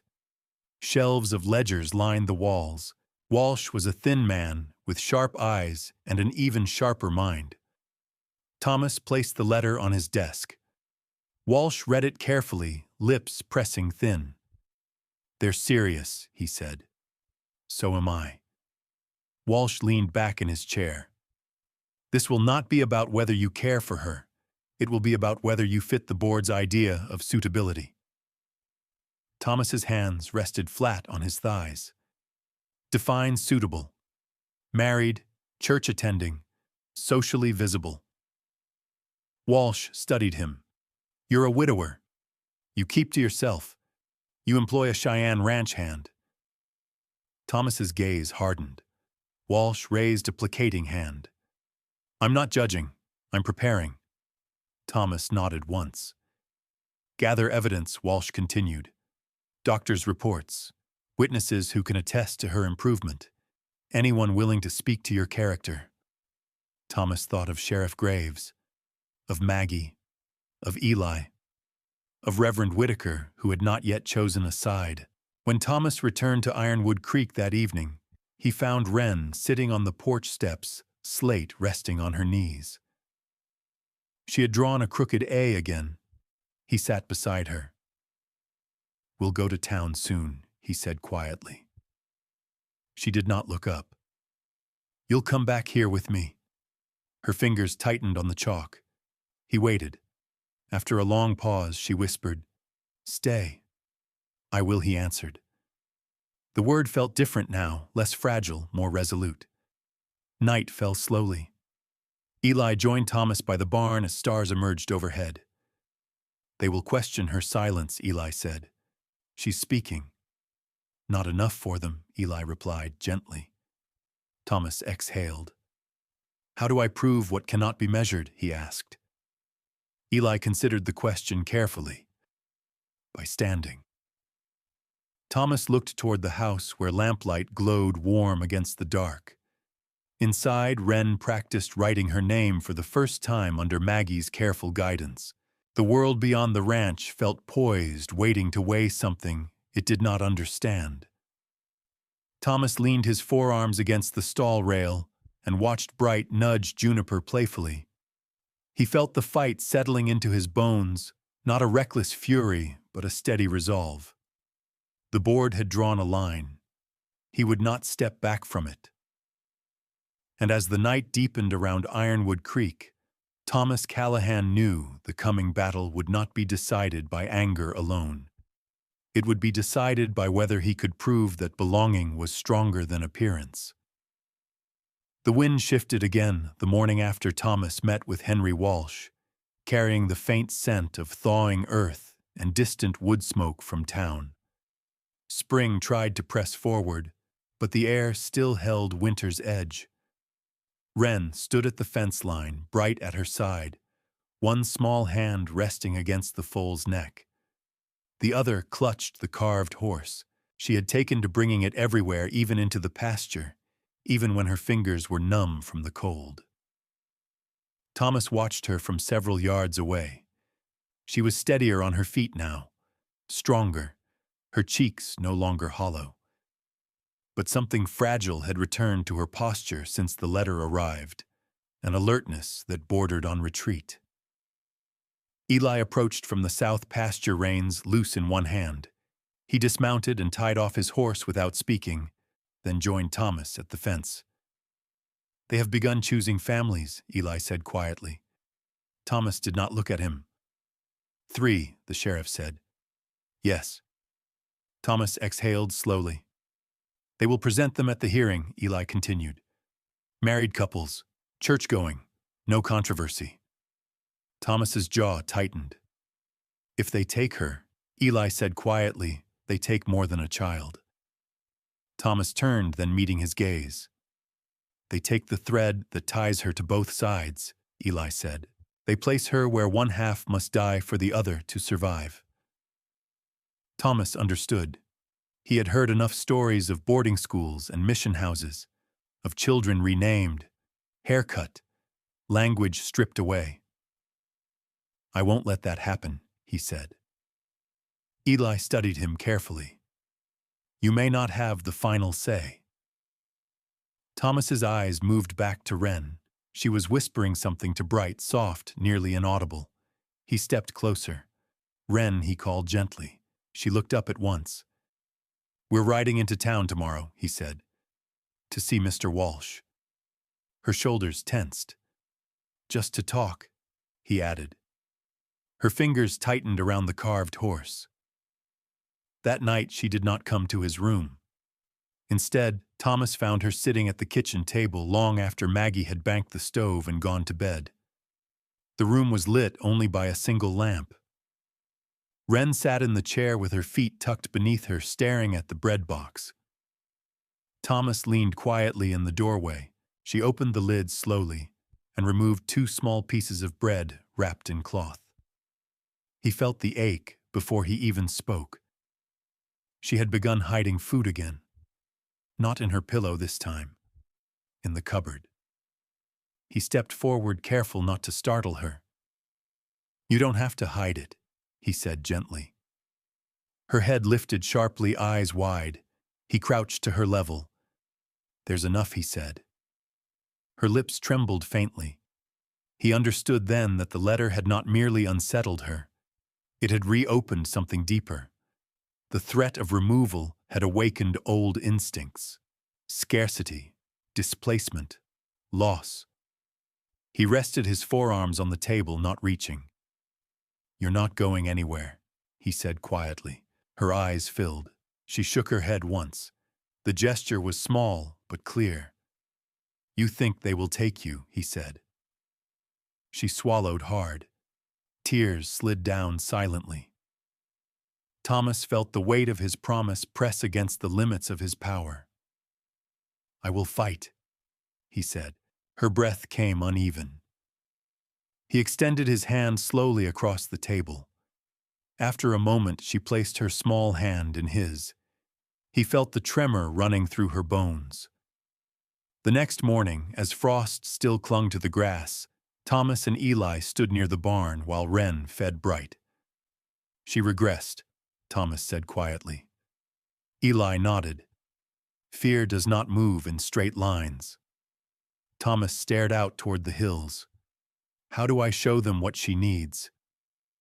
"You cannot show them everything," Eli said, "but you can show them that she is not alone."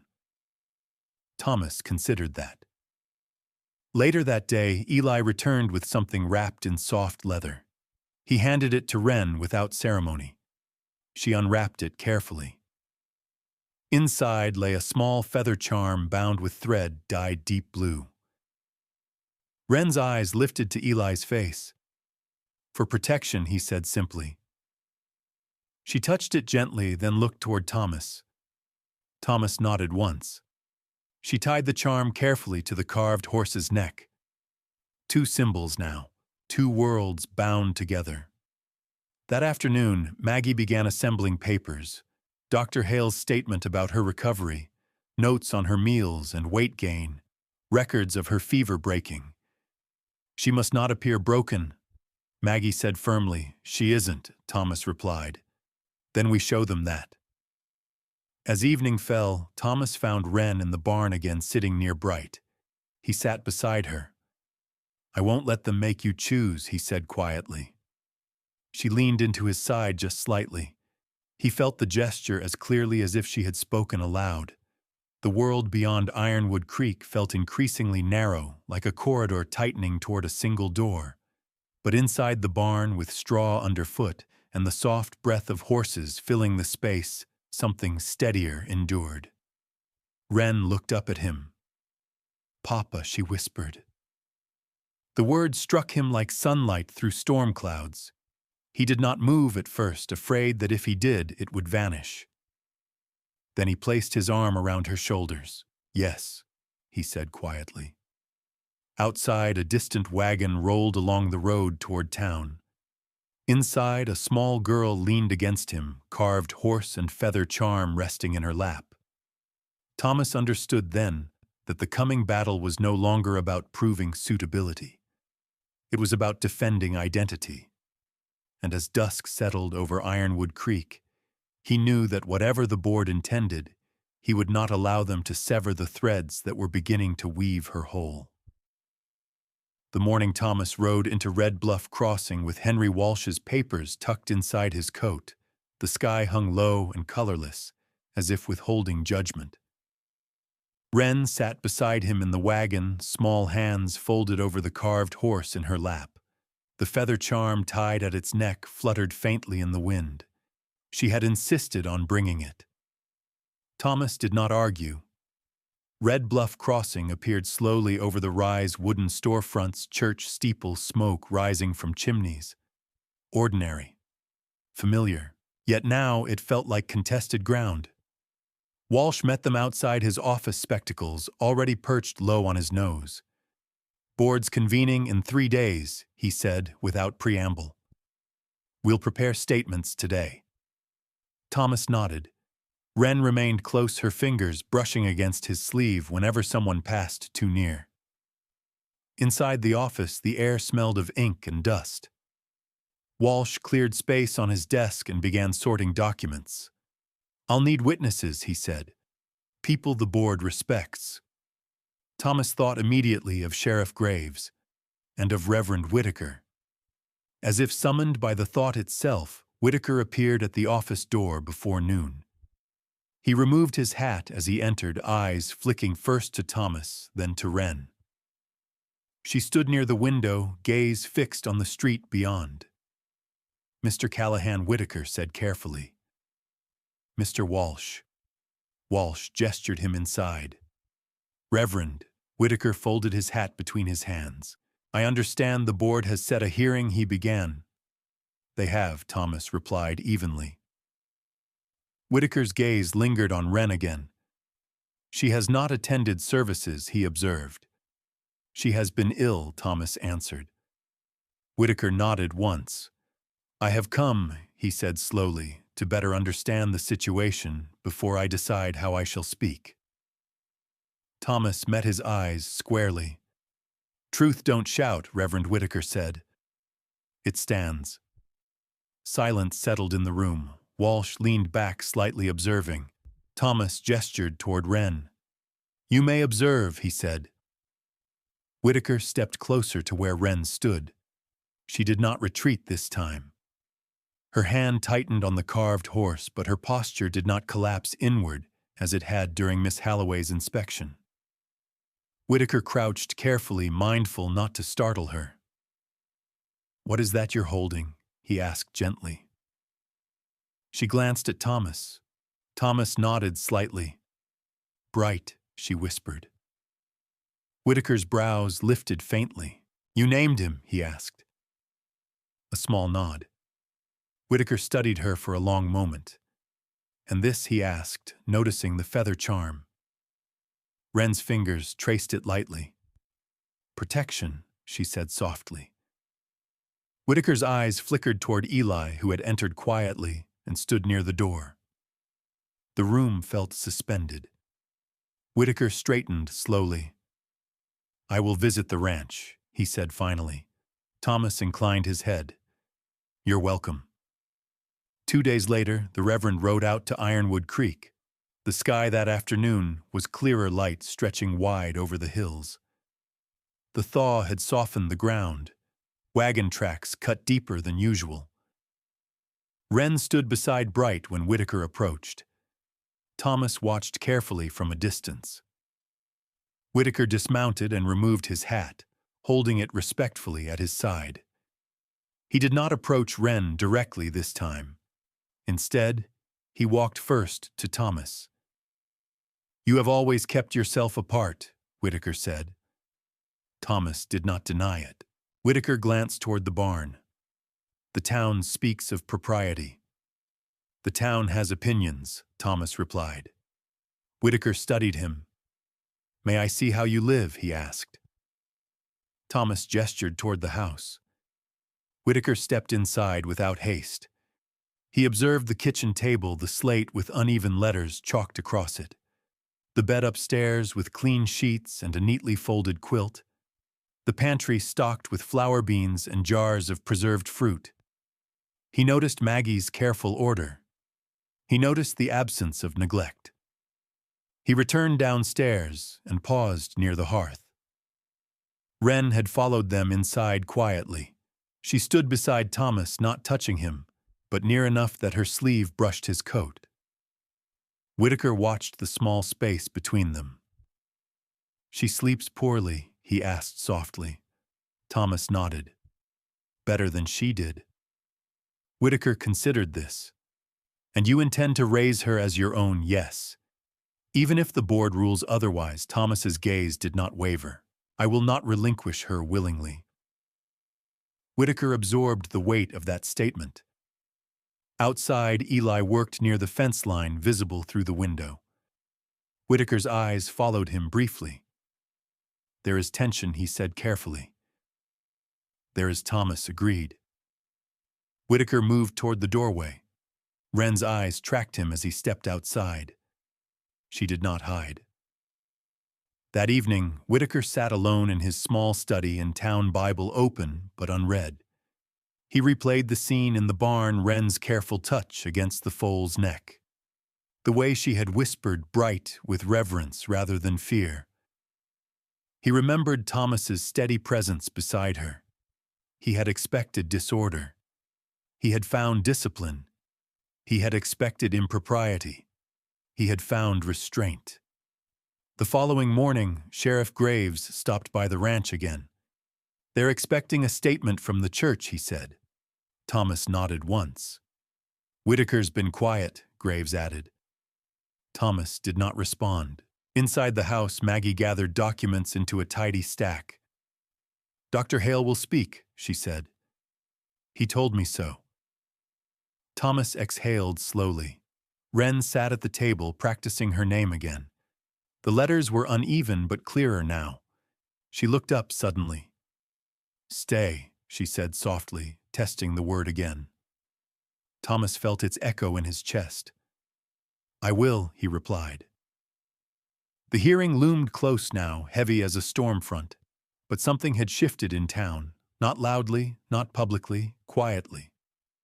Reverend Whitaker arrived at the ranch once more on the eve of the hearing. He dismounted slowly. Thomas met him at the gate. Whitaker removed his hat. "I have made my decision," he said. Thomas waited. "I will speak," Whitaker continued. "Not of appearances, of what I have seen." Thomas did not smile, but relief flickered briefly in his eyes. Inside the house, Wren traced the feather charm tied to the carved horse. The threads binding her two worlds held firm, and as the sun dipped low over Ironwood Creek, Thomas understood that standing firm had begun to change more than his own resolve. It had begun to shift the ground beneath the town's judgment. The night before the hearing arrived with an uneasy stillness. Even the wind seemed to hold its breath over Ironwood Creek, the cottonwoods barely whispering against the dark sky. The ranch lay quiet, cattle settled, barn lantern dimmed low. Yet inside the house no one truly rested. Thomas sat at the kitchen table long after Maggie had gone upstairs, the summons folded neatly beside his hand. The paper had begun to soften at the creases from being opened and closed too many times. He did not read it again. He knew every word by memory now. Across from him, Wren traced the carved horse with careful fingers. The feather charm rested against its neck, the blue thread catching lamplight. She had been unusually silent all evening, not the empty silence of fear, but the heavy quiet of waiting. Eli stepped inside from the porch without knocking. He carried the scent of night air with him and something older wood smoke and sage. Thomas looked up. "She is restless," Eli said quietly. Thomas nodded once. Wren's eyes flicked toward Eli, then back to the table. Eli moved closer and lowered himself onto the bench beside her, leaving space between them. He did not look directly at her at first. Instead, he spoke toward the air between them. "When I was a boy," he said softly, "soldiers came through our camp. They took children, said they would teach them to be proper." Thomas felt the words settle heavily. "They cut their hair," Eli continued, "took their names, beat the language from their mouths." His voice did not rise. It did not break. It remained steady, almost too steady. Some came back years later. Some did not. Wren's fingers stilled on the carved horse. "They told us it was for our own good," Eli said. Silence followed. Thomas watched Wren's shoulders rise and fall. "If they take her," Eli said quietly, turning finally to Thomas, "they take more than a child." Thomas felt the truth of it like a blade pressed flat against his chest. "They won't," he said. Eli held his gaze. "Promise her that," Eli replied. Thomas turned toward Wren. She was staring at him now, eyes wide and searching. He rose from the table and crossed to her slowly. He crouched so they were eye to eye. "I will not let them take you," he said. Her lips trembled faintly. "You are staying here," he continued. Her voice came small, fragile.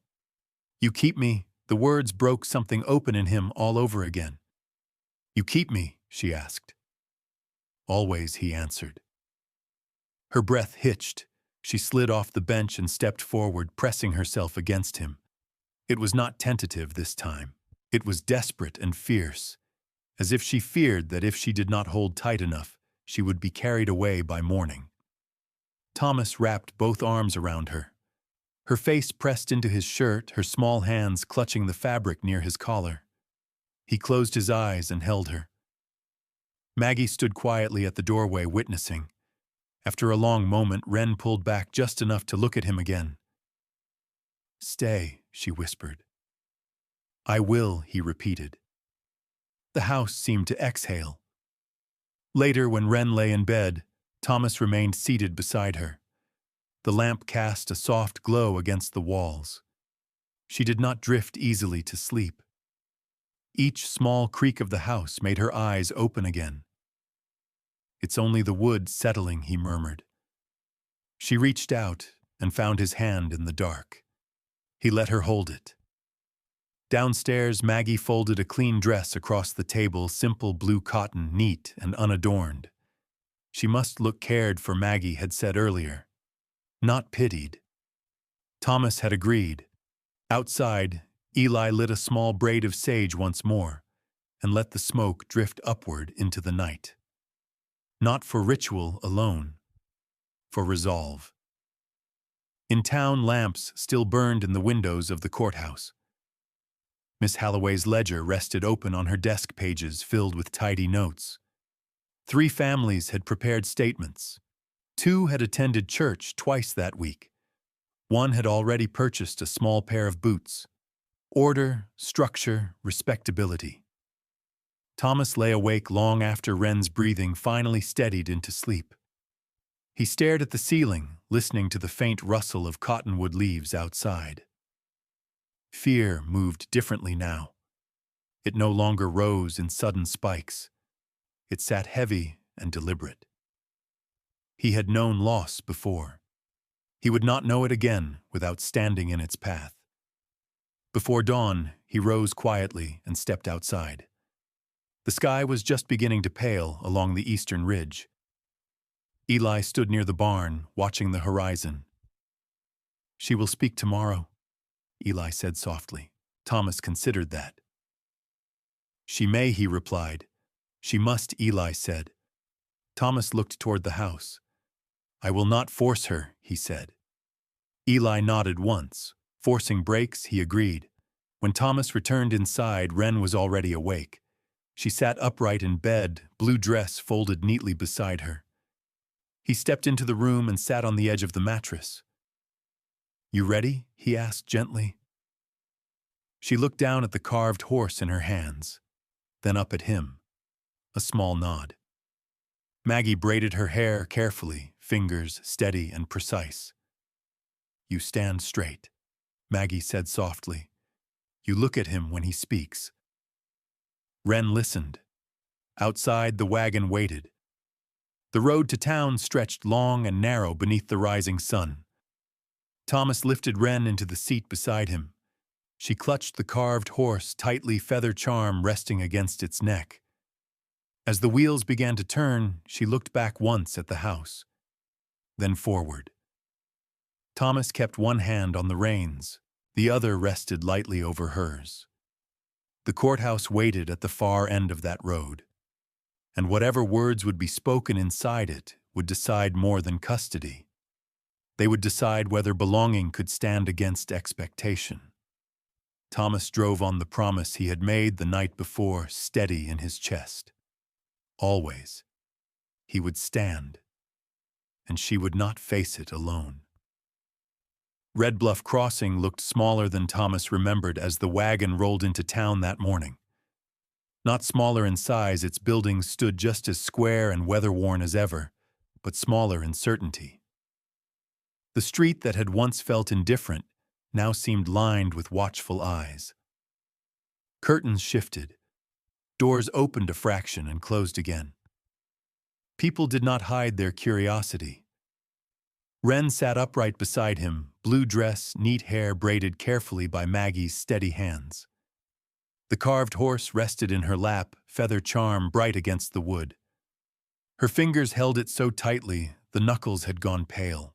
Thomas slowed the wagon as they approached the courthouse. It was a plain structure of timber and stone, more practical than grand. A flag hung limp in the still air above the entrance. Sheriff Graves stood near the steps, hat in hand, his expression unreadable. "You're on time," Graves said quietly as Thomas climbed down. "I don't keep judges waiting," Thomas replied. Graves glanced toward Wren. She looked back at him steadily. Something in the sheriff's face softened. Inside, the air felt cooler than the street, heavy with dust and anticipation. Wooden benches filled the center of the room. A narrow aisle led toward the judge's table at the front. Three couples occupied the first row. Thomas recognized them all. The Harpers married 15 years, no children. Mr. Harper owned the dry goods store. Mrs. Harper's hat brim dipped low as she studied Wren with clinical interest. The Bellamys, newly married, eager. Mr. Bellamy nodded stiffly in Thomas's direction, his jaw tight, and the Crawfords' older devout Mrs. Crawford's gloved hands folded in precise prayer. Each couple wore their respectability like armor. Wren's hand trembled slightly. Thomas felt it through the light touch he kept at her back. Henry Walsh stood near the front, shuffling papers into order. Miss Prudence Halloway sat upright at a side table, ledger, open pen poised. Reverend Whitaker occupied a bench near the aisle, hat resting in his lap. Eli stood quietly against the far wall. When the judge entered, a tall man with silver hair and eyes sharpened by years of weighing disputes, the room rose in unison. The judge seated himself slowly and surveyed the assembly. The question, he said in voice even and deliberate, is not love. It is suitability. The words settled like a gavel strike before any wood was touched. Thomas felt them land. The judge's gaze moved first to Miss Halloway. Present your findings. Miss Halloway rose, posture impeccable. The child in question, Wren Morrison, was informally transferred to the custody of Mr. Thomas Callahan. Under circumstances lacking full oversight, she began. While Mr. Callahan has provided shelter and food, concerns remain regarding structure, moral instruction, and long-term social integration. She gestured subtly toward the three couples seated before the court. These families offer stable, traditional households with established community ties. Thomas kept his face still. Miss Halloway continued. Furthermore, the child's heritage requires careful guidance. A mixed background, if not managed properly, can lead to confusion and instability. Eli's jaw tightened. Walsh rose smoothly. Your Honor, he said, Mr. Callahan does not dispute the importance of structure. He disputes the assumption that structure exists only within a married household. The judge nodded faintly. Proceed. Walsh presented Dr. Hale's written statement first. The doctor himself rose to affirm it. The child has gained weight, Hale said. Her fever was managed properly. Her trauma responses have diminished under Mr. Callahan's care.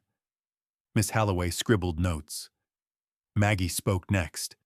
She eats 3 meals daily, Maggie said firmly. She sleeps better than she did upon arrival. She speaks. Murmurs rippled faintly across the benches. Miss Halloway lifted her chin, intermittently. Progress is not instantaneous, Maggie replied sharply. The judge raised a hand for quiet. Sheriff Graves testified briefly regarding Thomas's reputation. He's kept his word in this county, Graves said simply. Then Walsh called Reverend Whitaker. The room shifted subtly. Whitaker rose slowly and moved to the front. He cleared his throat. I visited Ironwood Creek, he began. I observed the child within Mr. Callahan's household. Miss Halloway's pen hovered. Whitaker's eyes moved briefly toward Wren. She did not appear neglected, he continued. She did not appear coerced. I witnessed affection expressed without spectacle. The judge watched him closely. I believe Whitaker said carefully that moral guidance is not measured solely by church attendance. It is measured by constancy. Thomas exhaled slowly. Miss Halloway rose again. Reverend, do you deny that a child benefits from a two-parent structure? Whitaker did not flinch. I affirm that a child benefits from stability, he replied. The judge leaned back slightly, fingers steepled. Mr. Callahan, he said at last. Thomas stepped forward. Do you intend to raise this child permanently? Yes. Without seeking marriage, yes. Do you understand the burden of such responsibility? I do. The judge's gaze shifted to Wren. She stood beside Thomas, small but upright. "Child," the judge said gently, "do you understand why you are here?" The room grew still. Thomas felt Wren's hand tighten around his fingers. He did not look down. He let her feel his steadiness. The judge waited. Wren's breathing came shallow at first. Her eyes flicked briefly toward the three couples seated before them, then back to Thomas, then to the judge. Her lips parted. No sound emerged. Miss Halloway shifted in her seat. Thomas felt his heart pound. He did not kneel. He did not prompt. He simply stood. The silence stretched long enough to become weight. Wren swallowed. Her fingers tightened around the carved horse. "I stay," she said finally. The words were soft but clear. The judge leaned forward slightly. "With whom?" he asked gently. Wren's chin lifted. "With Papa." The room froze. The word echoed more loudly than any argument presented that morning. Thomas felt the air leave his lungs. Miss Halloway's pen stilled. Reverend Whitaker closed his eyes briefly. The three couples in the front row shifted uneasily. The judge regarded the child steadily. "Papa," he repeated. Wren nodded once. Her grip on Thomas's hand remained firm. Thomas did not move. He did not speak. He let the word stand. The judge leaned back in his chair. "Court will recess until tomorrow morning," he said. The gavel struck wood.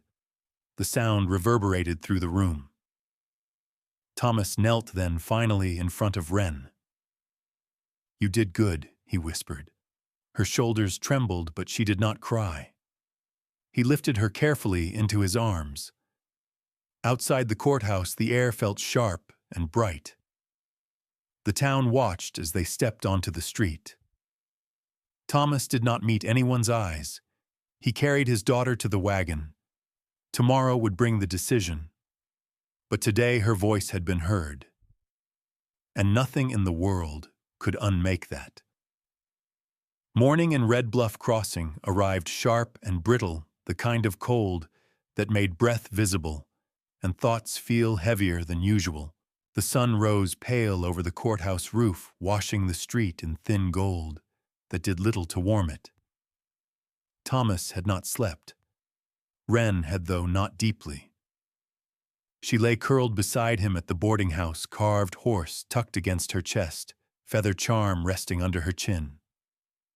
Once in the night, she had stirred and whispered, "Stay," without opening her eyes. He had answered the same way he always did. Always. Now he stood outside the courthouse steps with her small hand wrapped around his finger. Henry Walsh waited near the door, papers in hand. Sheriff Graves stood to one side, jaw tight but steady. The three couples had returned. They looked less certain than they had the day before. Miss Halloway arrived precisely on time, ledger clasped against her coat. Inside the courtroom felt smaller than it had the previous afternoon. The benches filled quickly and townspeople murmuring in low voices. Reverend Whitaker sat near the aisle again, his expression grave but calm. Eli stood at the back, arms folded loosely, eyes watchful. The judge entered, silver hair catching the light from the tall windows. The room rose and fell silent once more. Thomas felt Wren's grip tighten slightly. He crouched beside her before the judge spoke. "You remember what we talked about?" he asked softly. She nodded. "You don't have to say anything more," he added. She looked at him steadily, then back toward the judge. The proceedings resumed without flourish. Miss Halloway stood first. "Your Honor," she began. "While yesterday's testimony revealed emotional attachment, the board's duty is to consider long-term welfare. Stability must be evaluated not by sentiment, but by structure." She gestured again toward the three couples seated in the front row. "These families offer two-parent households, church attendance, community support, and social integration that Mr. Callahan cannot replicate alone. Walsh rose smoothly. With respect, he said, Mr. Callahan has already demonstrated stability. The child's physical and emotional improvement under his care has been verified. The judge raised a hand. I have reviewed the documents, he said evenly. I have heard testimony. Today I will hear final statements. Miss Halloway inclined her head. The territory cannot risk placing a child in an arrangement that defies conventional safeguards, she said. Unmarried men do not typically raise young girls without complication. A ripple of discomfort passed through the benches. Thomas felt heat climb into his chest, but he held it there. Walsh turned slightly toward him. Mr. Callahan, he said quietly. Thomas stepped forward. The floorboards creaked beneath his boots. He stood squarely before the judge. I am not a perfect man, he began, voice steady. I do not attend church every Sunday. I do not host gatherings. I do not speak often in town. The courtroom listened. But I keep my word, he continued. I work my land. I pay my debts. And I have not once given that child reason to fear me. He paused. When I found her on that auction block, no one else stepped forward. He did not look at the couples seated nearby. I did. Silence held. The judge's gaze remained fixed. You call this irregular? Thomas said. I call it necessary. Miss Halloway's pen hovered, but she did not interrupt. Thomas stepped back beside Wren. The judge turned toward her. Child, he said gently, you spoke clearly yesterday. Is there anything more you wish to add? The room stilled. Wren's eyes moved from the judge to the benches, then to Thomas. He knelt in front of her without breaking the silence. She held the carved horse tightly. The feather charm brushed against her wrist. He lowered his voice. You don't have to be afraid. Her breathing quickened slightly. She looked up at him. The carved horse trembled in her hands. Thomas felt the weight of every gaze in the room. He did not rush her. He did not fill the silence. He simply waited. The judge's voice remained calm. Take your time. Wren swallowed. She turned toward the judge. Her voice, when it came, was not loud. I stay with Papa. The words were clear, steadier than the day before. The room seemed to inhale all at once. Miss Halloway's posture faltered just slightly. One of the women in the front row lowered her gaze. Reverend Whitaker's hands tightened around his hat. The judge leaned back slowly. I see, he said. Thomas did not rise immediately. He kept his hand on Wren's shoulder. She stood upright now, chin lifted just enough to show resolve rather than fear. The judge studied them both. Then he spoke deliberately. I will consider this testimony and render my decision tomorrow morning. The gavel struck. The sound echoed cleanly against wood and stone. Outside the courthouse, the air felt thinner than before. Wren's hand slipped into Thomas's again without hesitation. She did not look back at the three couples. She looked straight ahead. Sheriff Graves approached quietly. She spoke stronger today, he said. Thomas nodded once. She did. Reverend Whitaker joined them on the steps. You have shown the town something, he said. Thomas met his eyes. I showed them the truth, he replied. Whitaker inclined his head. As the crowd dispersed, whispers followed in their wake. Not all were approving, but they were no longer dismissive. Thomas lifted Wren into the wagon. She settled against him more easily than before. The road back toward Ironwood Creek stretched long beneath the fading afternoon light. Tomorrow would bring the ruling. But today she had chosen her place in full voice, and whatever judgment waited, it would have to reckon with that. The courthouse felt quieter on the final morning, as if even the walls understood that something permanent was about to be spoken. Thomas stood near the front bench, hat in his hands, Wren at his side. She did not cling this time. She stood upright, carved horse resting against her hip feather charm, catching a thin stripe of sunlight from the tall window behind them. The three couples had returned again, though their posture had softened. Mrs. Harper's gloved hands no longer rested so confidently in her lap. Mr. Bellamy stared at the floorboards instead of straight ahead. Mrs. Crawford avoided Wren's gaze entirely. Miss Prudence Halliway sat precisely as before, ledger open, expression composed but less certain than the first day. Sheriff Graves leaned against the back wall. Reverend Whitaker sat forward, elbows on his knees. Eli remained in the rear, silent as ever. When the judge entered the room, rose. He seated himself slowly and removed his spectacles, polishing them before setting them back on the bridge of his nose. "I have reviewed the testimony," he began. The room stilled. "I have considered the statements presented by the board, by Mr. Callahan, by Reverend Whitaker, Dr. Hale, and Sheriff Graves." Thomas felt Wren's hand brush lightly against his sleeve. He kept his posture steady. The judge folded his hands. "A family," he said, "is proven by constancy." The words landed clean and measured. Miss Halliway's pen paused above the page. The judge continued. "While the board raises valid concerns regarding conventional structure, this court finds that Mr. Thomas Callahan has demonstrated consistent care, protection, and stability in his guardianship of Wren Morrison." A quiet murmur rippled through the benches. The judge did not raise his voice. "Custody shall remain with Mr. Callahan." Silence followed, not stunned, but absorbing. Wren did not react at first. She looked up at Thomas, searching his face for confirmation. He knelt down in front of her. "It means you're staying," I said softly. Her breath hitched once, then she moved forward and wrapped her arms around his neck. Not desperate this time. Certain. Thomas closed his eyes and held her.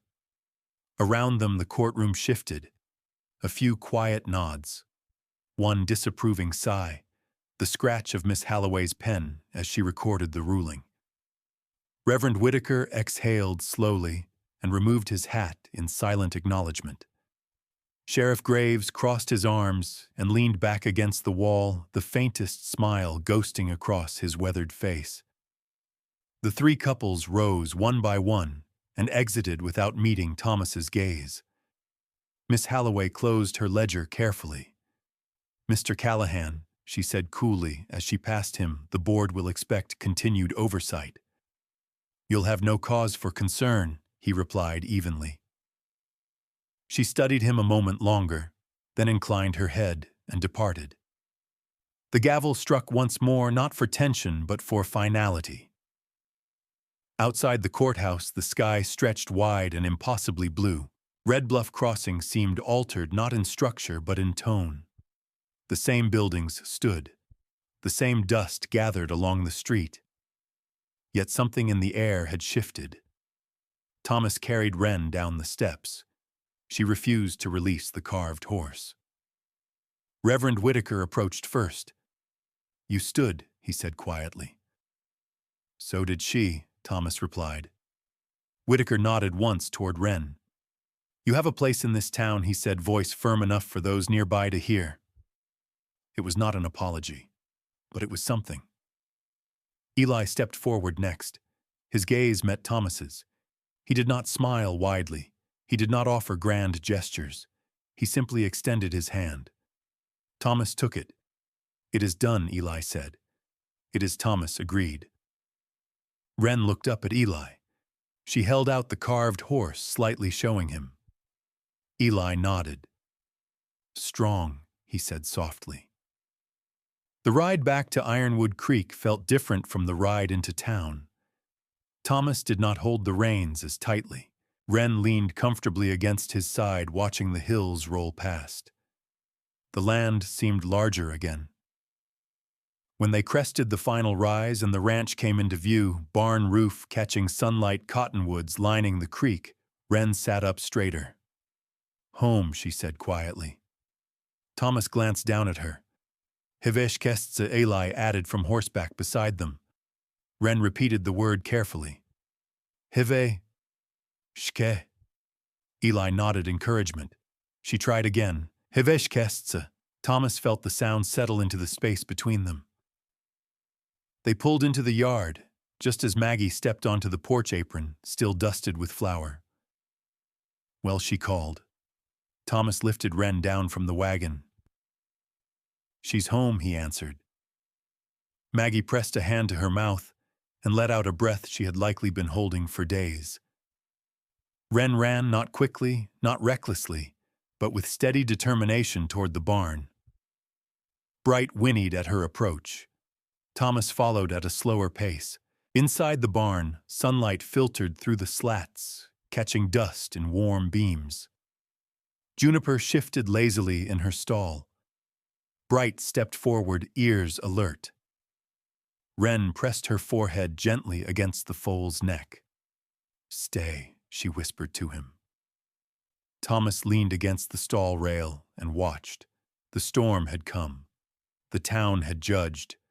The line had been drawn and held. Now, in the quiet warmth of the barn, none of that noise seemed to matter.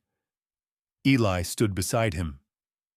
"You have done what many would not," Eli said. Thomas shook his head slightly. "I did what was right."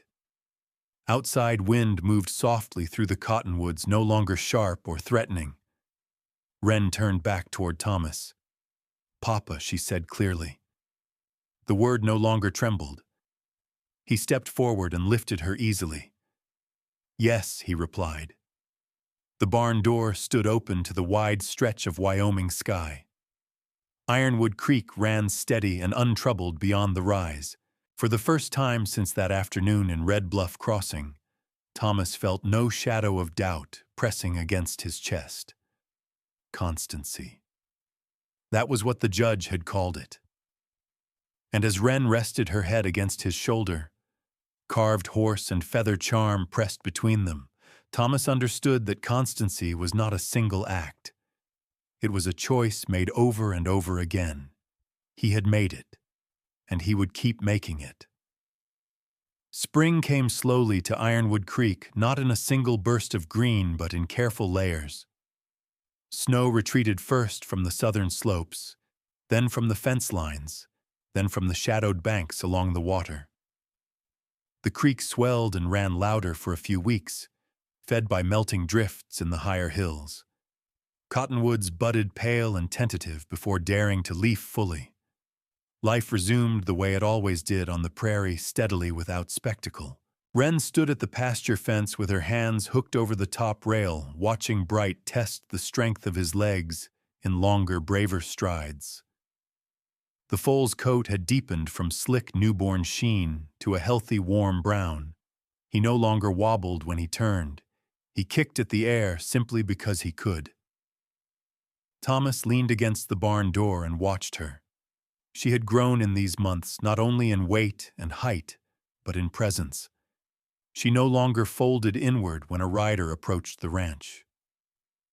She did not hide bread beneath her pillow. At night, she sometimes still reached for his hand, but not always out of fear. Sometimes simply to be certain he was there. Between the cottonwoods and the rising sun, she laughed, and the sound carried farther than the wind. The first time it happened, Thomas almost missed it. Bright had made an awkward leap over a shallow rut in the pasture and landed with such exaggerated surprise that his hind legs skidded slightly. Wren burst into laughter, clear, bright, unguarded. It startled Juniper more than the foal had. Thomas felt the sound like a bell rung inside his chest. He pushed off from the barn and walked toward the fence. "Careful, Bright," he called mildly. Wren turned toward him, face-flushed eyes shining. Again she called to the foal, as if Bright might understand her encouragement. Eli rode in from the north pasture, sunlight catching in his dark braid. He slowed his horse near the fence and watched the scene unfold. "She laughs like she has always belonged here," he said quietly. Thomas nodded. "She does," he replied. Wren noticed Eli and waved a small, confident gesture that would have been unthinkable months before. Eli tipped his hat to her. Later that morning, Thomas lifted Wren onto a small, patient pony Maggie had insisted they acquire. The pony was older, steady as worn leather, and unbothered by sudden noise. Thomas walked beside them, at first one hand lightly on the bridle. "You sit straight," he said gently. "Look ahead." Wren nodded, lips pressed in concentration. The carved horse now rested on her dresser, most days the feather charm still tied at its neck. She no longer needed to carry it everywhere. Its place in her world had shifted from shield to symbol. As they reached the open stretch near the creek, Thomas released the bridle. The pony walked steadily forward. Wren did not wobble. Eli rode parallel at a respectful distance. Between, Eli said softly in Cheyenne. Wren glanced toward him. Between what she asked, her voice clear. Between worlds, Eli replied. She considered that, then looked at Thomas. "I have two," she said. Thomas felt the quiet truth of it. "Yes," he answered. "You do." In town, Red Bluff Crossing had resumed its usual rhythm. There were still glances when Thomas rode in with Wren at his side, but they no longer carried the same sharp edge. Reverend Whitaker greeted them openly on Sundays now. Sheriff Graves tipped his hat with easy familiarity. Miss Halloway had not returned. Maggie stood on the porch that afternoon, hands on her hips, watching Wren guide the pony in a careful circle. "You see," Maggie said, satisfaction threading her voice. "Strong." Thomas joined her. "She was always strong," he replied. Maggie smiled faintly. "You just had to give her room to show it." Wren urged the pony forward again, this time without Thomas's steadying hand nearby. The creek ran bright beside her path, catching sunlight in quicksilver flashes. Bright trotted along the fence line as if competing. Wren laughed again, and the sound carried across pasture and barn and water. Thomas felt something settle deep within him, not the relief of a battle won, but the steadiness of a promise kept. He walked down to the creek as Wren guided the pony to the shallows. The animal stepped carefully through the water ripples, spreading outward. Wren looked back at him. "Papa," she called. He stepped closer. "Yes, watch." She nudged the pony forward, lifting her chin slightly in concentration.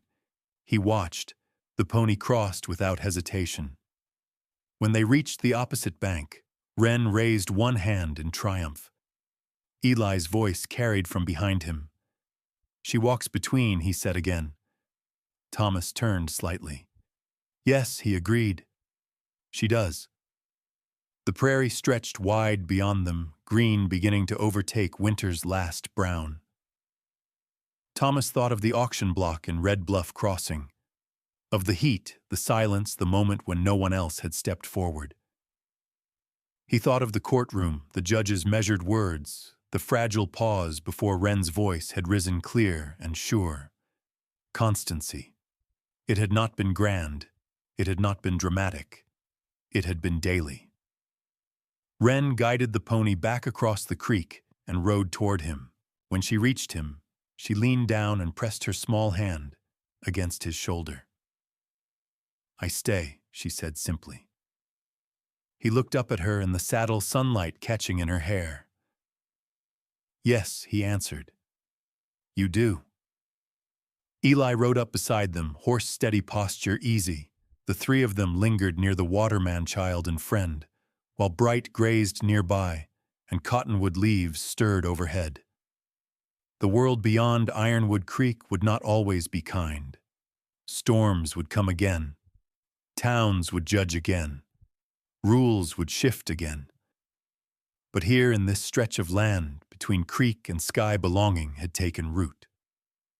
Wren turned the pony toward home, riding between Thomas on one side and Eli on the other. Between cottonwoods and rising hills, between two worlds. And for the first time since that day in Red Bluff Crossing, there was no fear in her posture, only the quiet certainty of a child who knew she was wanted. The educational lesson learned from this story is that constancy often matters more than perfection. A steady presence kept promises, and quiet daily care can mend wounds that force and good intentions alone never could. Family is not proven by appearances or public approval, but by who stays when staying is difficult. In the later seasons of life, we are reminded that the greatest legacy we leave is not what we built, but who we chose to stand beside and refuse to let go.